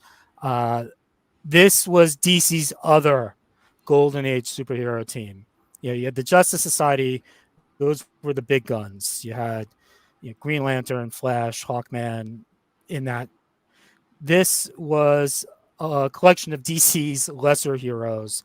But the stories from the Golden Age that they were in, the Seven Soldiers of Victory, were no less fun. I mean, I didn't get to see most of them until they were actually reprinted in the DC Archive series as well. But one of the great things about this cover is if you look closely at the characters, Williams drew each of the characters in a different style to sort of try to match, the tone of the character.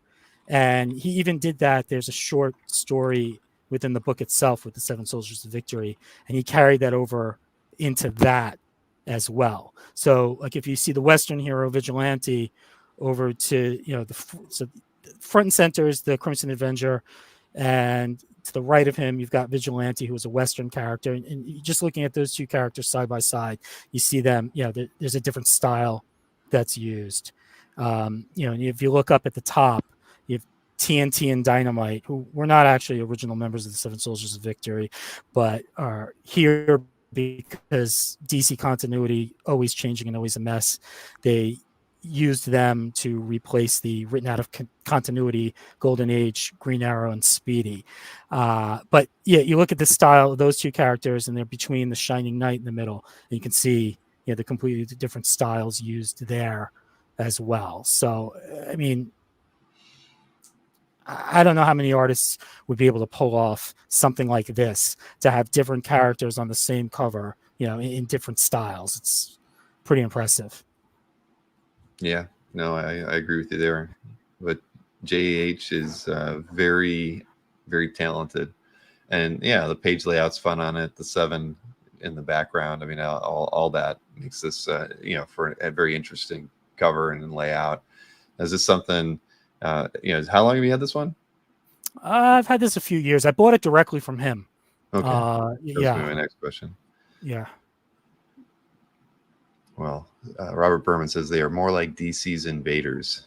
I call them actually more like DC's, like all Winners Squad or something like that. Or no, not All Winners Squad. No, DC's Liberty Legion. And if any of you get that reference, I salute you. Well, this is nice. I love everything JH does. I mean, I really do. And yes, I can't say that he's on my list to buy something from, because he's so DC heavy, but I love his work. I mean, nobody does a DPS better than JH, right? I mean, he's like he's making music when he draws, some of his stuff. I mean, I think he's one of the most talented artists out there. Now, this next piece made me smile when I saw it. Defenders 2 cover, Kevin McGuire, and that's. Again, I'm smiling looking at this thing again. It's everything you'd want in an expressive Kevin McGuire piece. But what made you pick this one to buy? Well, so I am a huge fan of the Justice League run by Giffen, DeMatteis, and McGuire on art. They had their run in 87 to 89 over at DC. I didn't read it on a monthly basis when it was coming out because I wasn't reading DC then, but that was one of those series that I picked up in back issues very quickly after I started buying DC. And they brought that same creative team together to do this Defenders miniseries in 2005. And I have to admit, I wondered, like, oh, can they do it? Can they pull off the magic that they did at DC at Marvel, 16 years later? And in my view, it was a resounding yes. that Defenders miniseries is the best Defenders comics ever created, easily, in my opinion. But hysterically funny. And Hulk, yeah, this to me, I'm not a huge Hulk guy, but the Hulk in this particular miniseries is I think my favorite portrayal of the Hulk ever. And this cover is, as you said, it's everything that you could want in a Maguire cover. I mean, Maguire's famous for his facial expressions, and the Hulk's facial expression here is just perfect. And the hand that's pulling his hair is Umar, the Doctor Strange villain. And I'm not going to give away how Umar basically defeats the Hulk, but if you haven't read this I know I keep saying this, if you haven't read this, you should read it. If you haven't read this miniseries, you really should read it. It was really well done. And this cover is done in pencils. And it's my understanding that this whole series, for the most part, I think was all shot directly from Maguire's pencils. I don't think that any inking was actually done over them when they went to publication. But What year you was didn't this? need it. It's 2005. 2005. Yeah, I mean they were experimenting a lot around that era, right? Early 2000s with just going right from the pencils in some cases, but with Maguire, I mean this thing it's so tight. I mean it's there's nothing. There's no question, that he was really thinking about this being the finished work.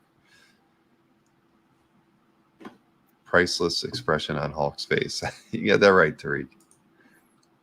Now this next piece, is I gotta ask, what made you pick up a Kool-Aid Man cover?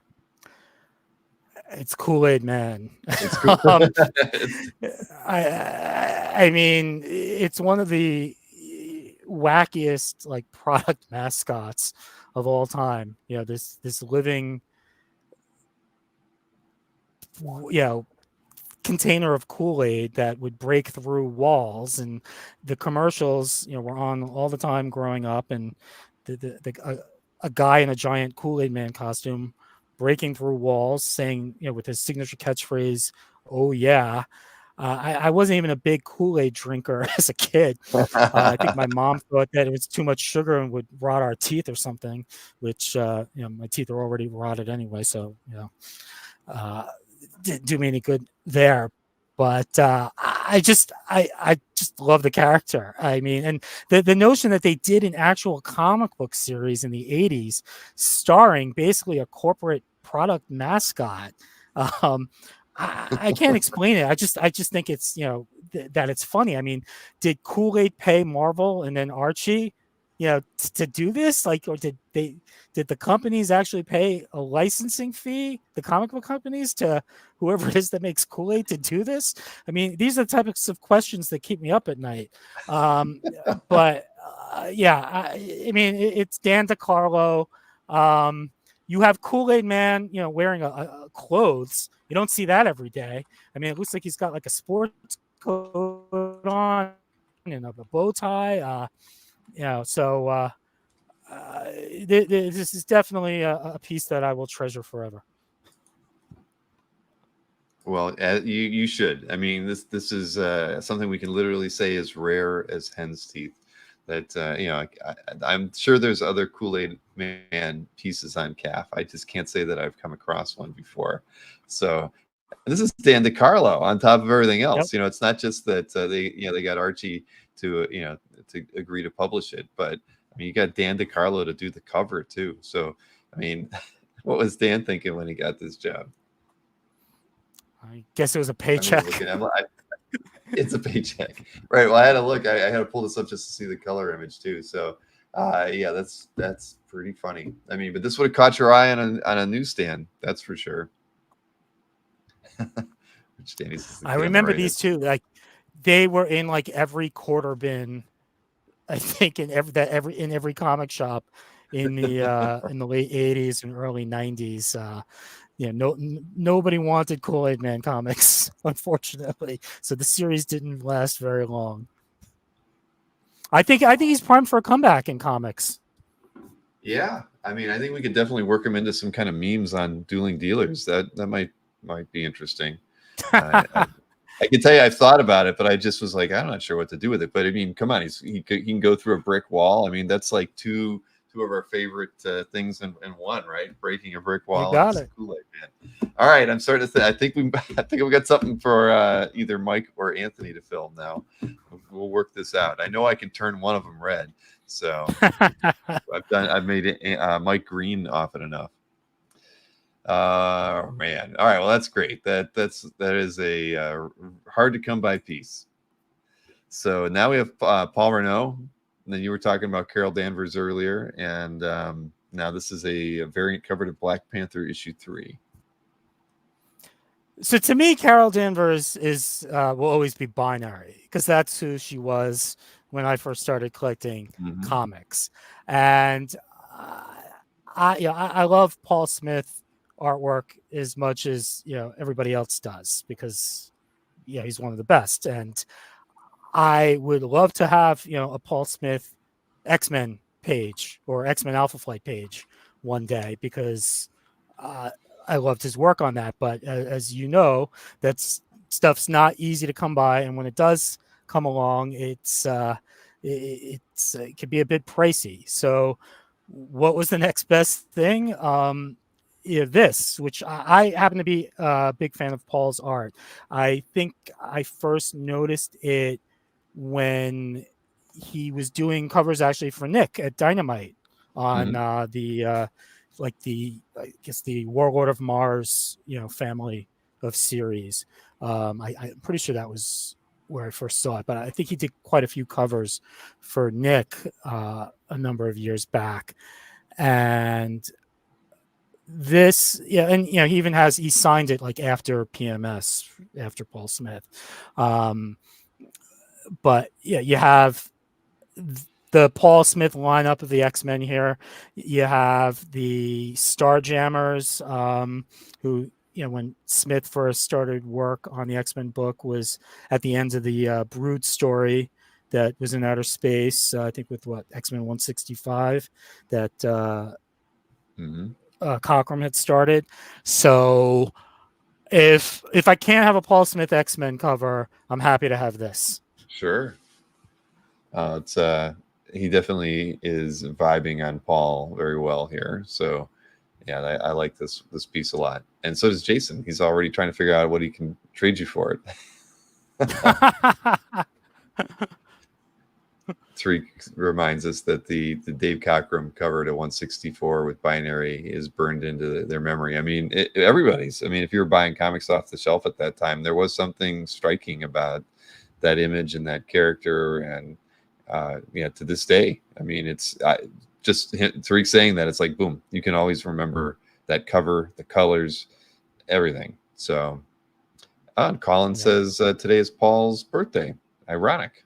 Thank you, Colin. Colin's got his finger on the pulse of the comic art world always. He knows the birthdays and all that. Thank you, Colin. Yep, I open up the email every morning as soon as I get it.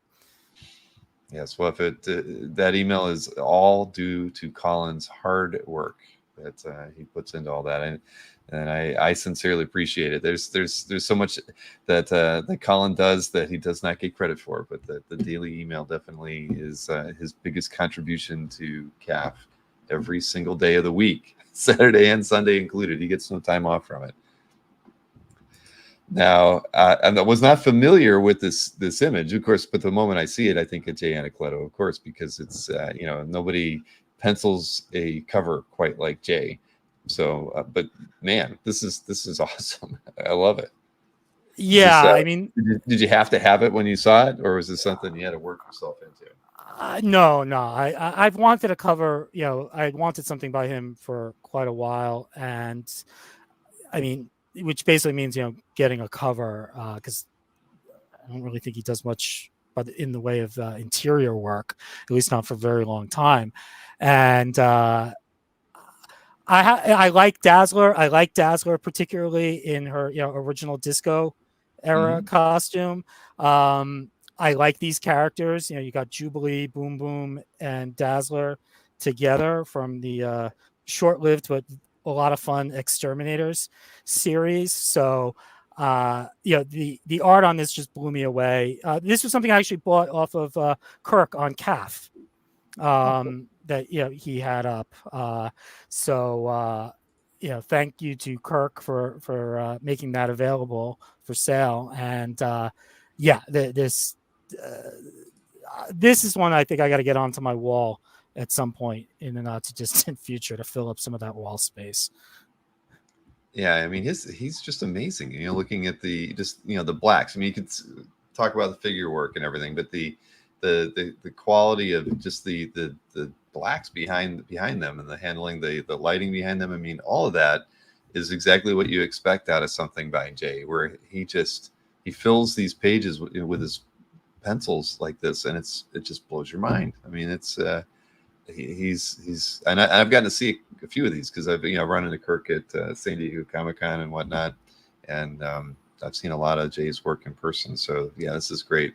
And Kirk's one of those guys. He uses CAF to sell all the guys' artwork that he reps. He doesn't have his own site. He's always used CAF as his marketing vehicle, which is cool because we all get to see anything that he's that Jay puts out and any of the people he reps. So congrats. Thanks. Do you keep it in Mylar? Josie and the X-Cats, said Jeff Wedding. Yeah, that's a good one, You're Jeff. All right, Don Newton, Pablo Marcos, and this is a Batman 361 page. Why did you pick this page? This is a Talking Heads page. All right, so when is a birth page not a birth page necessarily? When it's the first appearance of Harvey Bullock.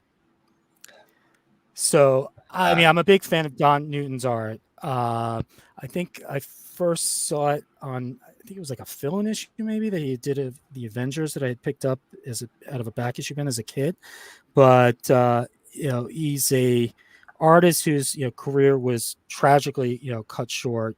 But the work that he put out in the short time that he worked in comics, whether it was Infinity Inc., Batman, the work he did in the World's Finest comics on the Captain Marvel family, it was just absolutely incredible stuff. And I think if he had lived, who knows, to what heights he might have gone to.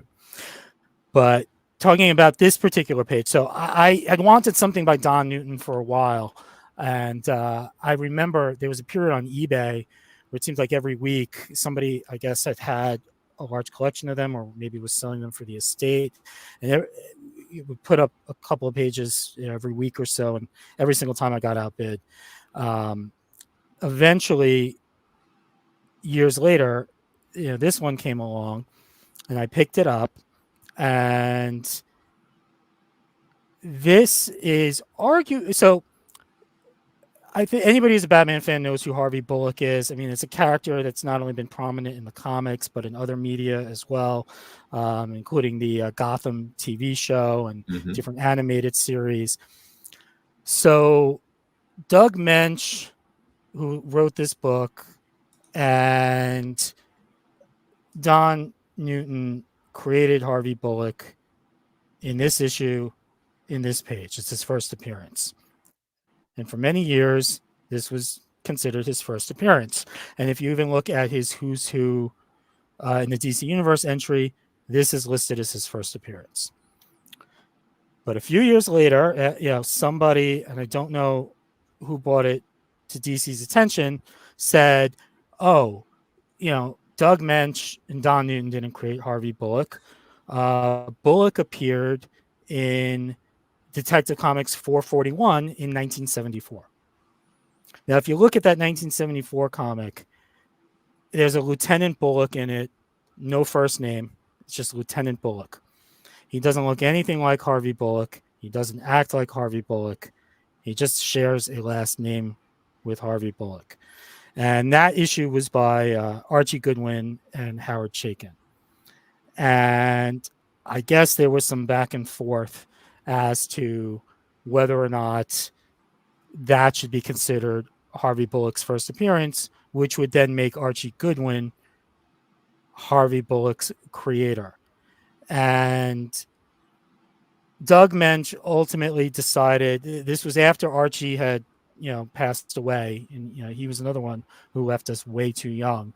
And Mensch basically never, said, listen, maybe I even read that issue, once upon a time, but swore up and down, and I think it's a credible story, that in no way, shape, or form was this character supposed to be that character that had appeared in one issue of Detective Comics a decade before.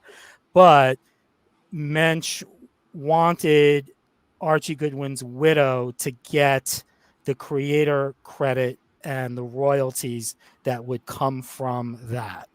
So it was really, Mensch being a decent guy. And as a result of that, now Detective Comics 441 is considered Harvey Bullock's first appearance. But this is really his first appearance. This, for those people who like birth pages, I think it's hard to argue that this is not Harvey Bullock's birth page. And you're right, Jason. Roy Thomas did create Harvey Bullock. I should mention that. He hasn't claimed responsibility yet, but that's nice of Mensch to do that, though. I mean, clearly, Archie Goodwin probably, the widow, I don't know. That's just really incredibly nice for him to say that. But then you as a collector, but you know deep in your heart that this is the true first appearance of the Harvey Bullock that everybody knows and loves from all the other medias that they've been in. Mensch was a Mensch. Yes, that's right. And really, one key difference too, between working for DC Comics and working for Marvel Comics is the creator participation, by and large, is much more significant at DC historically than it's been at Marvel.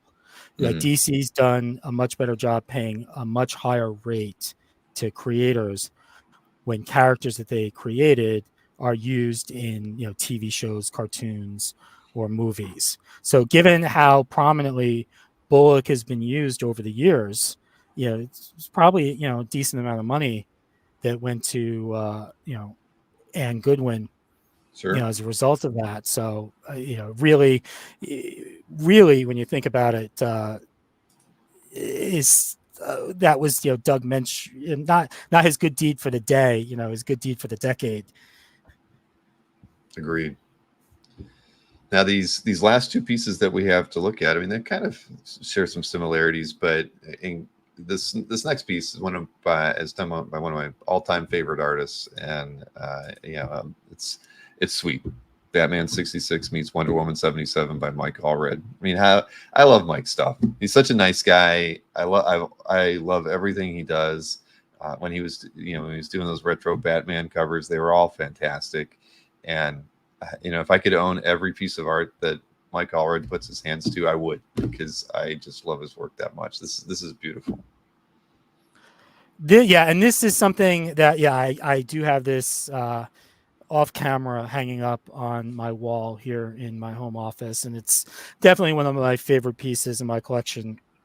And everything that you just said about Allred, I echo. I think just fantastic. Whatever he creates is just fantastic and a joy to read. And he's one of those creators that has managed to really stay relevant for decades now. And every new thing that he does is worth checking out. But this in particular, this one, I love because, I mean, even before I read comic books, as a very little kid, I watched reruns of the Adam West Batman TV show on TV, and I'd see reruns of the Linda Carter Wonder Woman TV show on Saturday afternoons on one of the local TV stations here in New York. So, though, Adam West as Batman and Linda Carter as Wonder Woman, will always be etched in my brain as, if not the close to the definitive live action versions of the characters.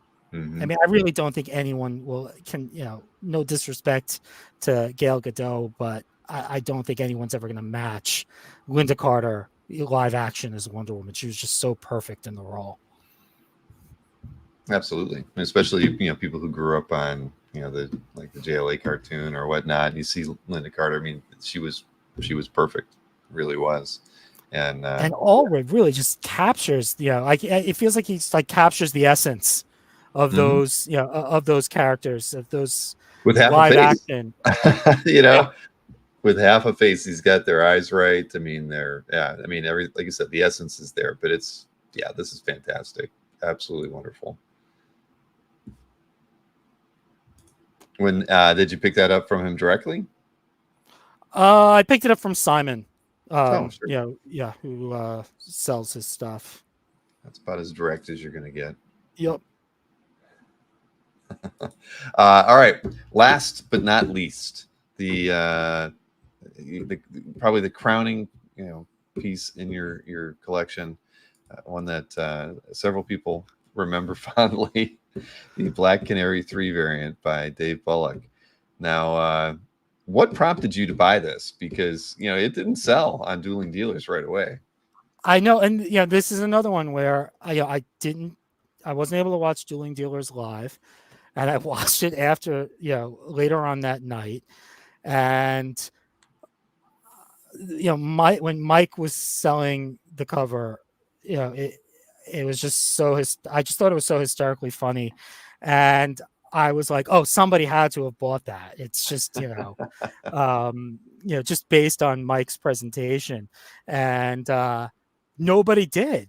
I like watched the show. I kept like rewatching, watching the recap. I'm like, wait, did anybody pick this up? No, I And mean, it was and funny. I shot Mike a message then. I think it was probably like 2, 3 in the morning or something like that when I was watching it, and say, hey, yeah, if nobody picked this up, I'll take it. And lo and behold, I got it. And to me, I mean, it's not so much what the cover itself, so much as it is just the joy of having a piece of like CAF and doing dealers lore, because what you and the guys do as to bring the original art community together, it cannot be overstated. So to me, having this, it's a connection to you guys more than anything else.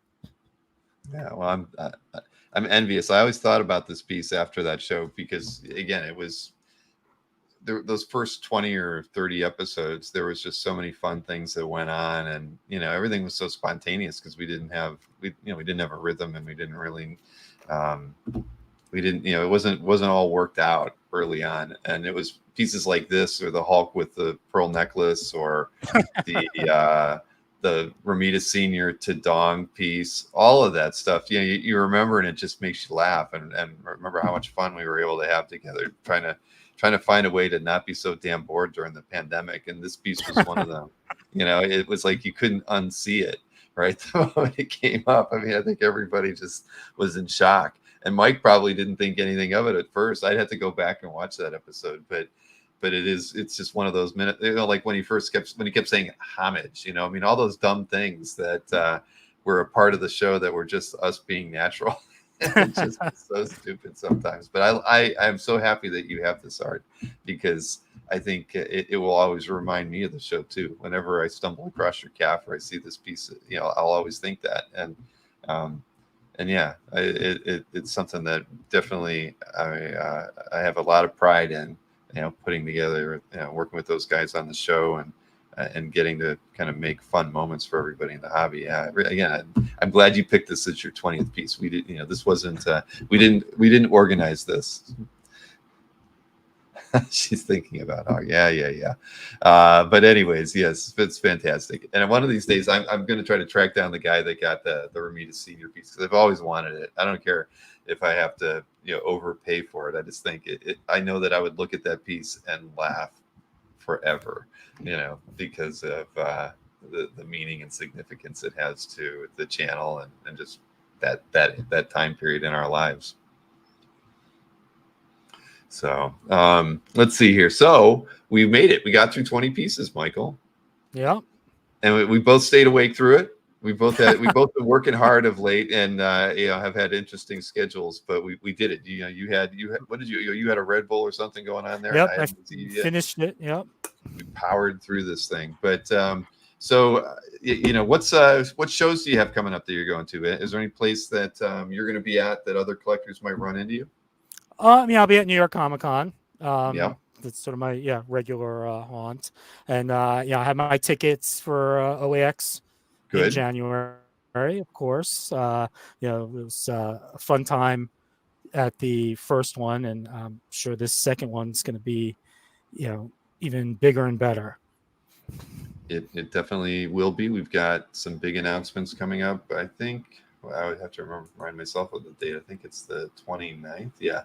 The CAF update on the 29th will be probably like all focused on our next big round of OAX announcements, so that, now that San Diego's past us and I'm back from my trip, Kazra and I had a long meeting today and went over some stuff. So yeah, we're going to have a lot of fun announcements for OAX, and plenty more to come as we go through the next 5 months. People are going to get tired of them, but we're going to have fun doing them.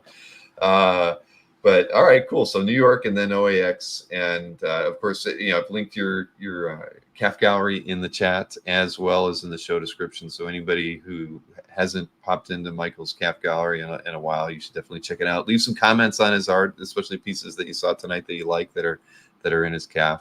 It's always fun to get a little bit extra exposure to the works in your collection after an interview. But I'm glad we were able to do this, Michael. And I apologize. I really did feel like we had done an interview before. No, So no need to apologize. Yeah. Well, it's funny. It's like again, it's we've been doing this for so long, and people who I've had screen time with. I mean, we're actually going to do an interview with Jiggy. How many times have I had Jiggy on? I didn't realize it until Kazra pointed out we've never actually done a collector interview with Jiggy. And I'm like, you're right. So Jiggy's going to be on in October. So that's fun. It's like people that we've gotten to know, like yourself, over the years, and finally getting to do interviews. It's definitely well worth the wait. So let's see. Can't wait for Miller's Air House. Yes, that's true. But Michael, again, I appreciate it. You, we'll be definitely all having some dinner and some drinks over there for sure. But I can let everybody know right now, definitely, that we've talked to the bar. They're going to keep the bar open longer. They basically said they'll keep it open and serve food earlier. They'll probably anything that we want. They're more open to like doing whatever our requests are. So the hotel is going to be a little bit more amicable and I guess, I don't know, more agreeable, amenable to things now that they know that we can pack the hotel.